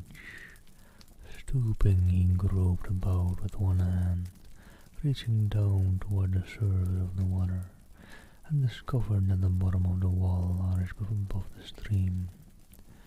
How much space there was between the water and the arch he could not tell, nor how deep the former. Greet me instead, please. Formalities and all. There was only one way in which he might learn these things, and that was to lower himself into the stream. For only an instant he hesitated, weighing his chances. Behind him lay almost certainly the horrid fate of Antak. For him nothing worse than a comparatively painless death by drowning. Holding his haversack above his head, with one hand he lowered his feet slowly over the edge of the narrow platform. Almost immediately he felt the swirling of cold water about his ankles.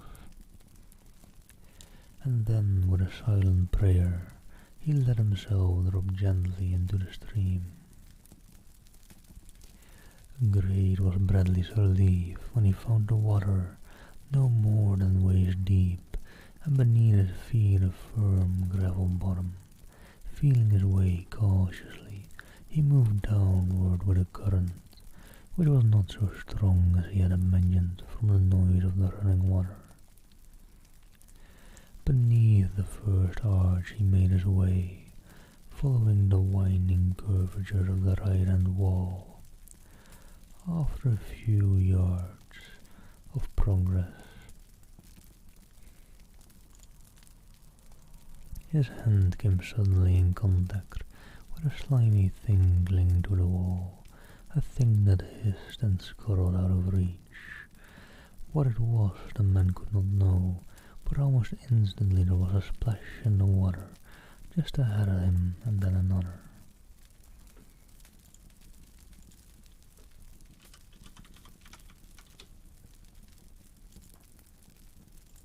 Hold on 1 second.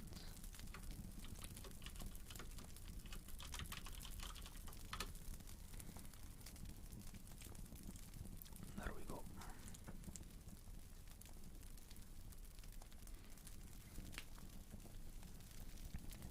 Beneath the first arch he made his way, following the winding curvatures of the right and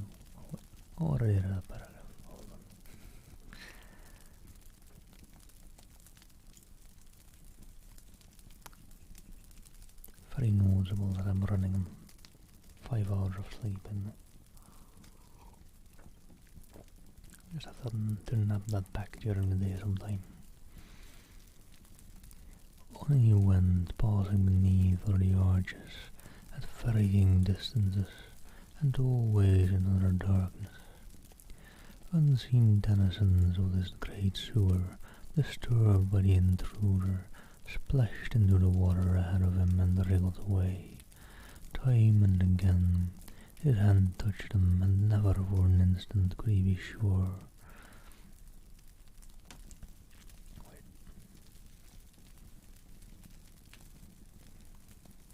That at the next step some gruesome thing might not attack him. He had strapped his haversack about his neck, well above the surface of the water, and in his left hand he carried his knife. Other precautions there were none to take. Hello, Dom, how are you doing? Hope you're doing well. The monotony of the blind thrill was increased by the fact that from the moment he had started from the foot of the ladder, he had counted his every step. He had promised to return for Andak if it proved humanly possible to do so. And he knew that in the blackness of the tunnel he could locate the foot of the ladder in no other way.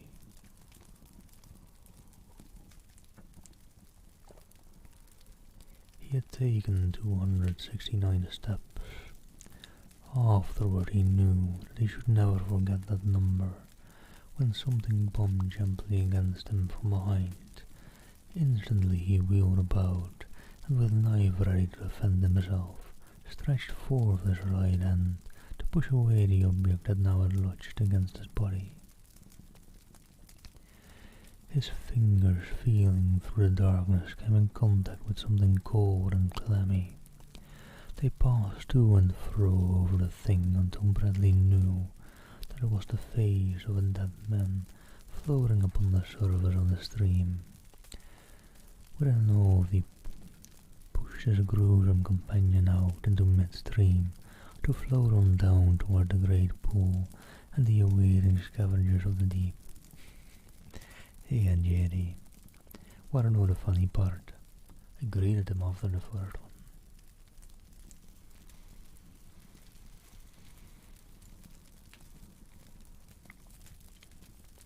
At his 413th step, another corpse bumped against him. How many had passed him without touching he could not guess, but suddenly he experienced the sensation of being surrounded by dead faces, floating along with him, all set in hideous grimaces, their dead eyes glaring at this profaning alien who dared intrude upon the waters of this river of the dead. A horrid escort, pregnant with dire forebodings and with menace. Though he advanced very slowly, he tried always to take steps of about the same length, so that he knew that though considerable time had elapsed, yet he had really advanced no more than 400 yards, when ahead he saw a lessening of the pitch darkness. And at the next turn of the stream his surroundings became vaguely discernible. Above him was an arched roof, and on either hand walls pierced at intervals by apertures, covered with wooden doors. Just ahead of him in the roof of the aqueduct was a round, black hole about 30 inches in diameter. His eyes still rested upon the opening, when there shot downward from it to the water below the naked body of a human being, which almost immediately rose to the surface again and floated off down the stream. In the dim light Bradley saw that it was a dead Wairu from which the wings and head had been removed. A moment later another headless body floated past, recalling what Antak had told him of the skull-collecting customs of the Wairu. Bradley wondered how it happened that the first corpse he had encountered in the stream had not been similarly mutilated.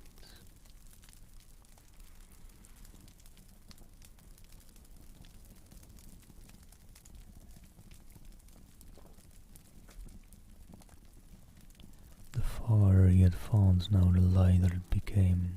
The number of corpses was much smaller than he had imagined, only 2 more passing him before, at 600 steps or about 500 yards from the point he had taken to the stream. He came to the end of the tunnel and looked out upon sunlit water running between grassy banks. One of the last corpses to pass him was still clothed in the white robe of a Wairu, blood-stained over the headless neck that it concealed. Drawing closer to the opening leading into the bright daylight, Bradley surveyed what lay beyond. A short distance before him a large building stood in the center of several acres of grass and tree-covered ground, spanning the stream which disappeared through an opening in its foundation wall. From the large saucer-shaped roof and the vivid colorings of the various heterogeneous parts of the structure he recognized it as the temple past which he had been born to the blue plate of 7 skulls. To and fro flew Wairus, going to and from the temple. Others passed on foot across the open grounds, assisting themselves with their great wings, so that they barely skimmed the earth. To leave them out of the tunnel would have been to court instant discovery and capture, but by what other avenue he might escape, Bradley could not guess. Unless he retraced the steps of the stream and saw the grass from the other end of the city. The thought of traversing the dark and horror-ridden tunnel for perhaps miles he could not entertain. There must be some other way. Perhaps after dark he could steal through the temple grounds and continue on downstream until he had come beyond the city. And so he stood and waited until his limbs became almost paralyzed with cold, and he knew that he must find some other plan for escape.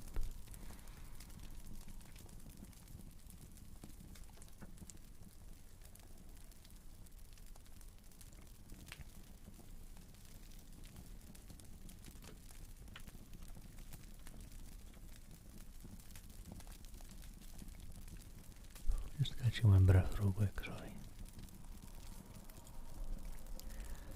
A half-formed decision to risk an attempt to swim underwater through the temple was crystallizing in spite of the fact that any chance Wairu flying above the stream might easily see him, when again the floating object bumped against him from behind and lodged across his back. Turning quickly, he saw that the thing was what he had immediately guessed it to be. A headless and wingless Wairu corpse. With a grunt of disgust he was about to push it from him, when the white garment enshrouding it suggested a bold plan to his resourceful brain. Grasping the corpse by an arm, he tore the garment from it, and then let the body flow downward toward the temple. With great care he draped the rope about him. The bloody blotch that had covered the severed neck he arranged about his own head. His haversack he rolled as tightly as possible and stuffed beneath his coat over his breast. Then he fell gently to the surface of the stream, and lying upon his back floated downward with the current and out into the open sunlight. Through the weave of the cloth he could distinguish large objects. He saw a Wairu flap dismally above him. He saw the banks of the stream float slowly past. He heard a sudden wail upon the right-hand shore, and his heart stood still as this ruse had been discovered. But never by a move of a muscle did he betray that aught but a cold lump of clay floated there upon the bosom of the water, and soon, though it seemed an eternity to him, the direct sunlight was blotted out, and he knew that he had entered beneath the temple. Quickly he felt for bottom with his feet, and as quickly stood erect, snatching the bloody, clammy cloth from his face. On both sides were blank walls, and before him the river turned a sharp corner and disappeared. Feeling his way cautiously forward, he approached the turn and looked around the corner. To his left was a low platform about a foot above the level of the stream, and onto this he lost no time in climbing, for he was soaked from head to foot, cold and almost exhausted. As he lay resting on the skull-paved shelf, he saw in the centre of the fallen above the river another of those sinister round holes, through which he momentarily expected to see a headless corpse shoot downward in his last plunge to a watery grave. A few feet along the platform, a closed door broke the blankness of the wall. As he lay looking at it and wondering what lay behind, his mind filled with fragments of many wild schemes of escape.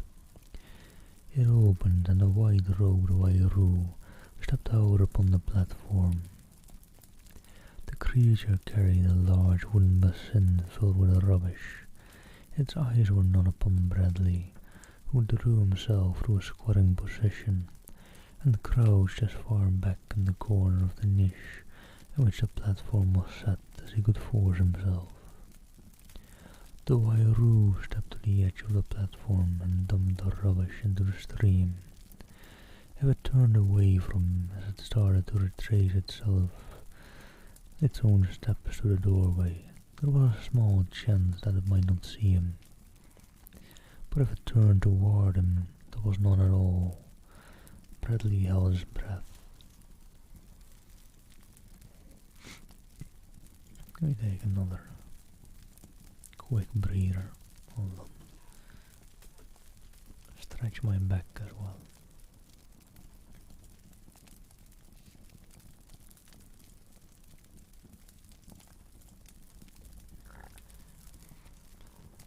The Wairoo paused a moment, gazing down into the water that had straightened up and turned toward the Englishman. Bradley did not move. The Wairoo stopped and stared intently at him. It approached him questioningly. Still Bradley remained as though carved of stone. The creature was directly in front of him. It stopped. There was no chance on earth that it would not discover what he was. With the quickness of a cat, Bradley sprang to his feet and with all his great strength, backed by his heavy weight, struck the Wairoo upon the point of the chin. Without a sound, the thing crumbled to the platform, while Bradley, acting almost instinctively to the urge of the first law of nature, rolled the inanimate body over the edge into the river. Then he looked at the open doorway, crossed the platform and peered within the apartment beyond. What he saw was a large room, dimly lighted, and about the side rows of wooden vessels stacked one upon another. There was no Wairoo in sight, so the Englishman entered. At the far end of the room was another door, and as he crossed toward it he glanced into some of the vessels, which he found were filled with dried fruits, vegetables and fish. Without more ado he stuffed his pockets and his haversack full, thinking of the poor creature awaiting his return in the gloom of the place of 7 skulls. When night came he would return and fetch Shantak, this far at least, but in the meantime it was his intention to reconnoitre in the hope that he might discover some easier way out of the city than that hovered by the chill black channel of the ghastly river of corpses. Beyond the farther door stretched a long passageway, from which closed doorways led into other parts of the cellars of the temple. A few yards from the storeroom, a ladder rose from the corridor through an aperture in the ceiling. Bradley paused at the foot of it, debating the wisdom of further investigation against a return to the river, but strong within him was a spirit of exploration that had scattered his race to the 4 corners of the earth. What new mysteries lay hidden in the chambers above? The urge to know was strong upon him, though his better judgment warned him that a safer course lay in retreat. For a moment he stood thus, running his fingers through his hair, then he cast discretion to the wind and began the ascent. In conformity with such Wairoo architecture as he had already observed, the well through which the ladder rose continually canted at an angle from a perpendicular. At more or less regular stages it was pierced by apertures closed by doors, none of which he could open until he had climbed fully 50 feet from the river level. Here he discovered a door already ajar, opening into a large circular chamber, the walls and floors of which were covered with the skins of wild beasts and with rugs of many colours. But what interested him most was the occupants of the room, a Wairoo and a girl of human proportions. She was standing with her back against a column which rose from the centre of the apartment, from floor to ceiling. A hollow column about 40 inches in diameter, in which you could see an opening some 30 inches across. The girl's side was toward Bradley, and her face averted, for she was watching the Wairu, who was now advancing slowly toward her, talking as he came.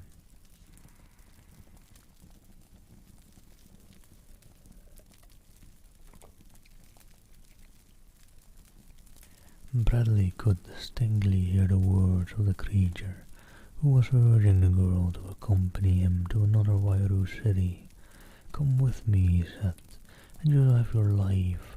Remain here, and he who speaks Fulwara will claim you for his own. And when he's done with you, your skull will bleach at the top of a tall staff, while your body feeds the reptiles at the mouth of the river of death. Even though you bring into the world a female Wairu, your fate will be the same if you do not escape him. But with me you shall have life and food, and none shall harm you." He was quite close to the girl when she replied by striking him in the face with all her strength. "And though I am slain," she cried, "I shall fight against you all." From the throat of the Wairu issued that dismal wail that Bradley had heard so often in the past. It was like a scream of pain smothered to a groan, and then the thing leaped upon the girl, its face working in hideous grimaces as it clawed and beat at her, to force her to the floor. The Englishman was upon the point of entering to defend her, when a door at the opposite side of the chamber opened, to admit a huge Wairu clothed entirely in red. At sight of the two struggling upon the floor, the newcomer raised his voice in a shriek of rage. Instantly the Wairu who was attacking the girl leaped to his feet and faced the other. "I heard," screamed he who had just entered the room. "I heard, and when he who speaks for Laura shall have heard." He paused and made a suggestive movement of a finger across his throat. "He shall not hear," returned the first Wairu, as, with a powerful motion of his great wings, he launched himself upon the red-robed figure.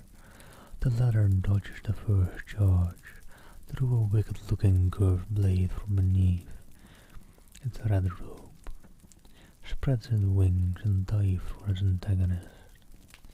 Beating their wings, wailing and groaning, the two hideous things sparred for position.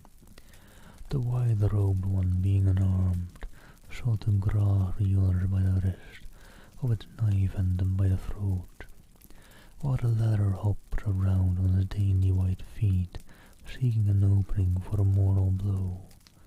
Once it struck and missed, and then the other rushed in and clinched at the same time, securing both the holds it sought. Immediately the two commenced beating at each other's heads with the joints of their wings, kicking with their soft puny feet and biting, each at the other's face.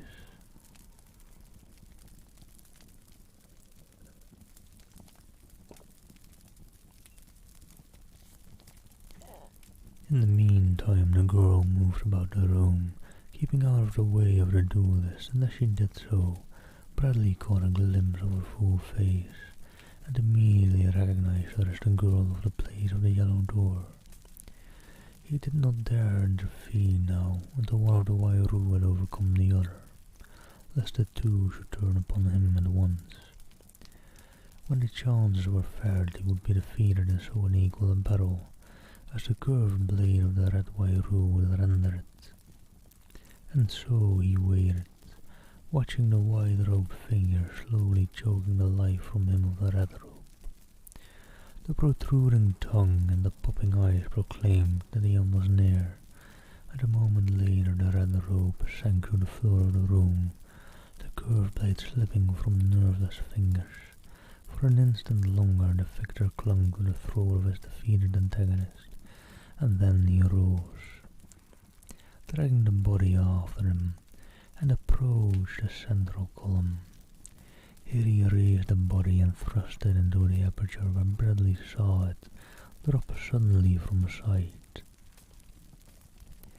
Instantly there flashed into his memory the circular openings in the roof of the river vault, and the corpses he had seen drop from them to the water beneath. As the body disappeared, the Wairu turned and cast about the room for the girl. For a moment he stood eyeing her. "You saw," he muttered, "and if you tell them he who speaks for Ulara will have my wings severed while still I live, and my head will be severed, and I shall be cast into the river of death. For thus it happens even to the highest who slay one of the red robe. You saw, and you must die." He ended with a scream as he rushed upon the girl. Bradley waited no longer. Leaping into the room, he ran for the Wairu, who had already seized the girl, and as he ran, he stopped and picked up the curved blade. The creature's back was toward him, as with his left hand he seized it by the neck. Like a flash the great wings beat backwards, as the creature turned, and Bradley was swept from his feet, though he still retained his hold upon the blade. Instantly the Wairu was upon him. Bradley lay slightly raised upon his left elbow, his right arm free, and as the thing came close, he cut at the hideous face with all the strength that lay within him. The blade struck at the junction of the neck and torso, and with such force as to completely decapitate the Wairu. The hideous head dropping to the floor, and the body falling forward upon the Englishman. Pushing it from him, he rose to his feet and faced the wide-eyed girl.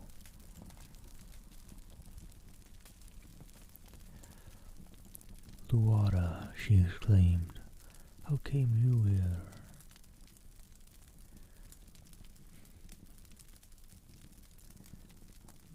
Bradley shrugged.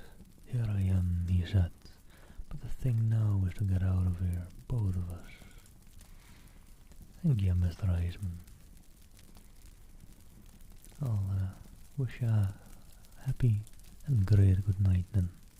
Sleep well."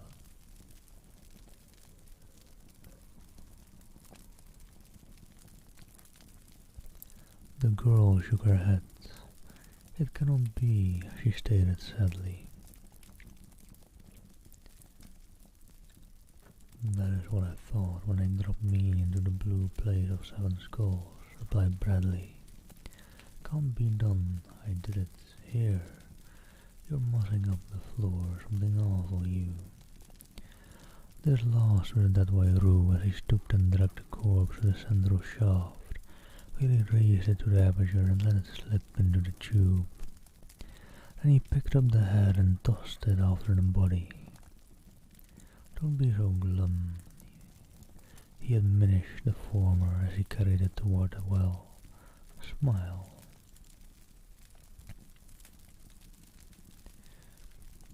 "But how can he smile?" questioned the girl, a half-puzzled, half-frightened look upon her face. "He is dead." "That's so," admitted Bradley, "and I suppose he does feel a bit cut up about it." The girl shook her head and edged away from the men toward the door. "Come," said the Englishman, "we've got to get out of here. If you don't know a better way than the river, it's the river then." The girl still eyed him askance. But how could he smile when he was dead? Bradley laughed aloud. "I thought we English were supposed to have the least sense of humour of any people in the world," he cried. "But now I've found one human being who hasn't any. Of course you don't know half I'm saying, but don't worry, little girl. I'm not going to hurt you, and if I can get you out of here, I'll do it." Even if she did not understand all he said, she at least read something in his smiling countenance, something which reassured her. "I do not fear you," she said, Though I do not understand all that you say, even though you speak my own tongue and use words that I know. But as for escaping, she sighed, alas, how can it be done? I escaped from the blue plate of 7 skulls, Bradley reminded her. Come, and he turned toward the shaft and the ladder that he had ascended from the river. We cannot waste time here. The girl followed him, but at the doorway both drew back, for from below came the sound of someone ascending. Bradley tiptoed to the girl and peered cautiously into the well, then he stepped back beside the girl. There are half a dozen of them coming up, but possibly they will pass this room. Right, hold on.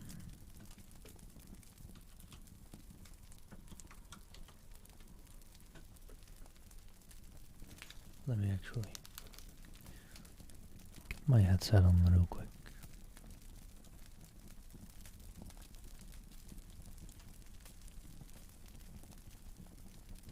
And get listening to something in the background for a bit whilst I finish up this chapter.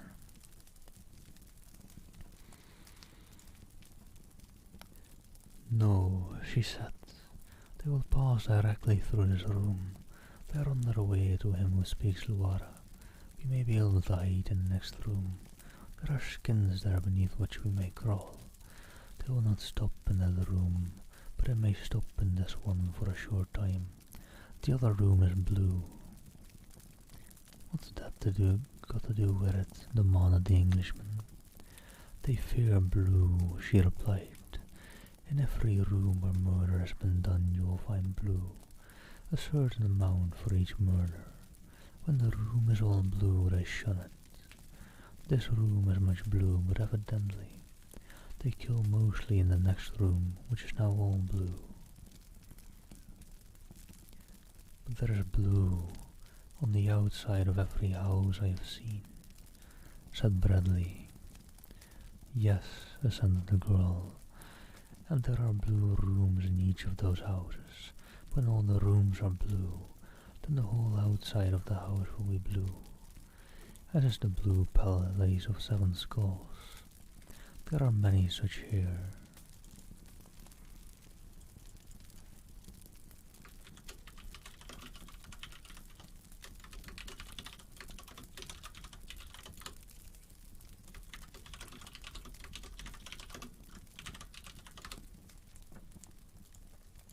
Sorry.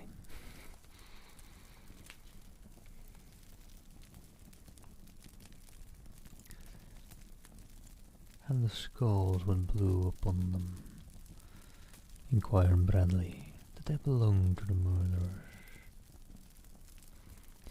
They were murdered, some of them. Those with only a small amount of blue were murderers, known murderers.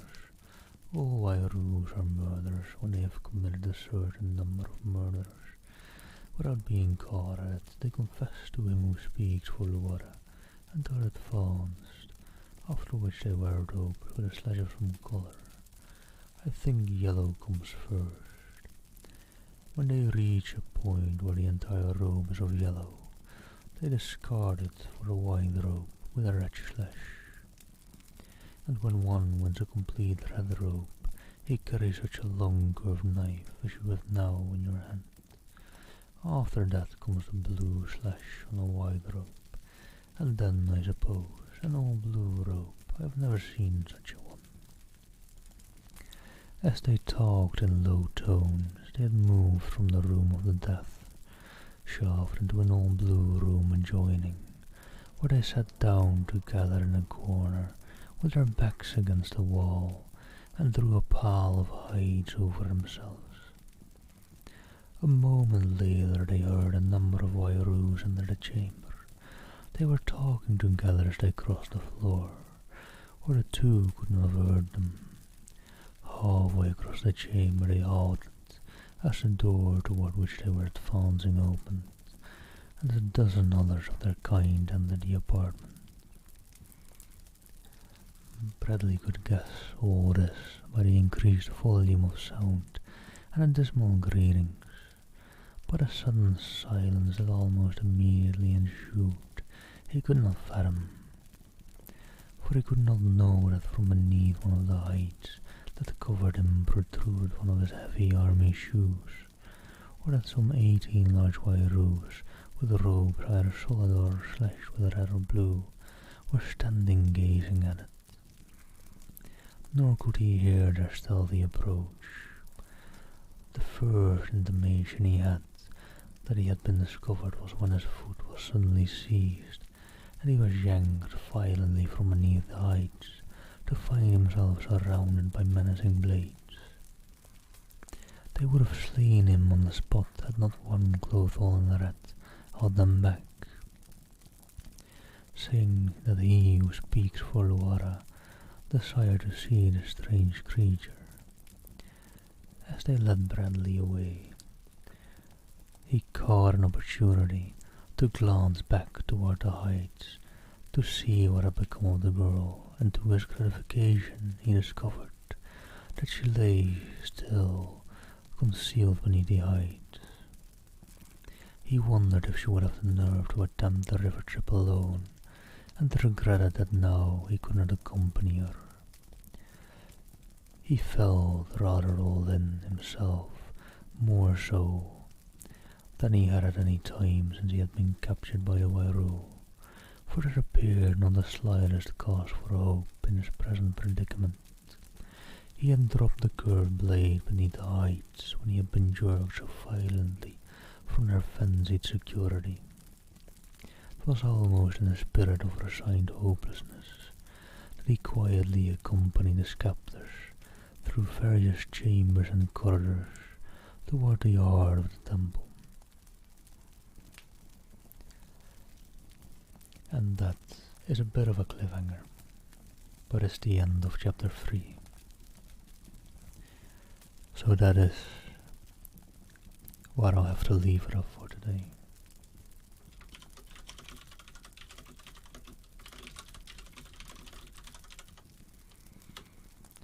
So, let me start it right.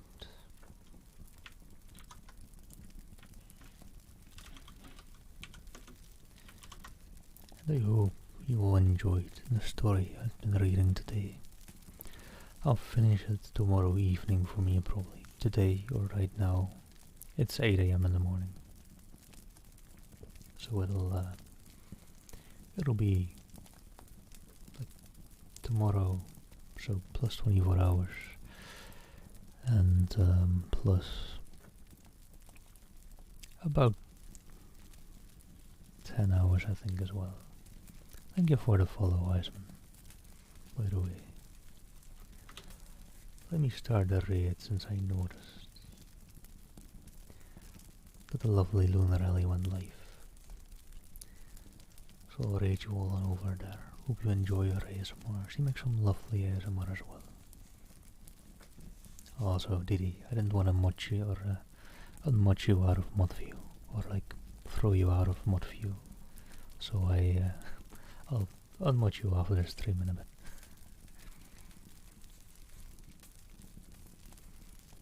Oh, thank you very much for Exhedrum, and thank you all for being here. 18 viewers is, without a raid, quite surprising for me. I don't know.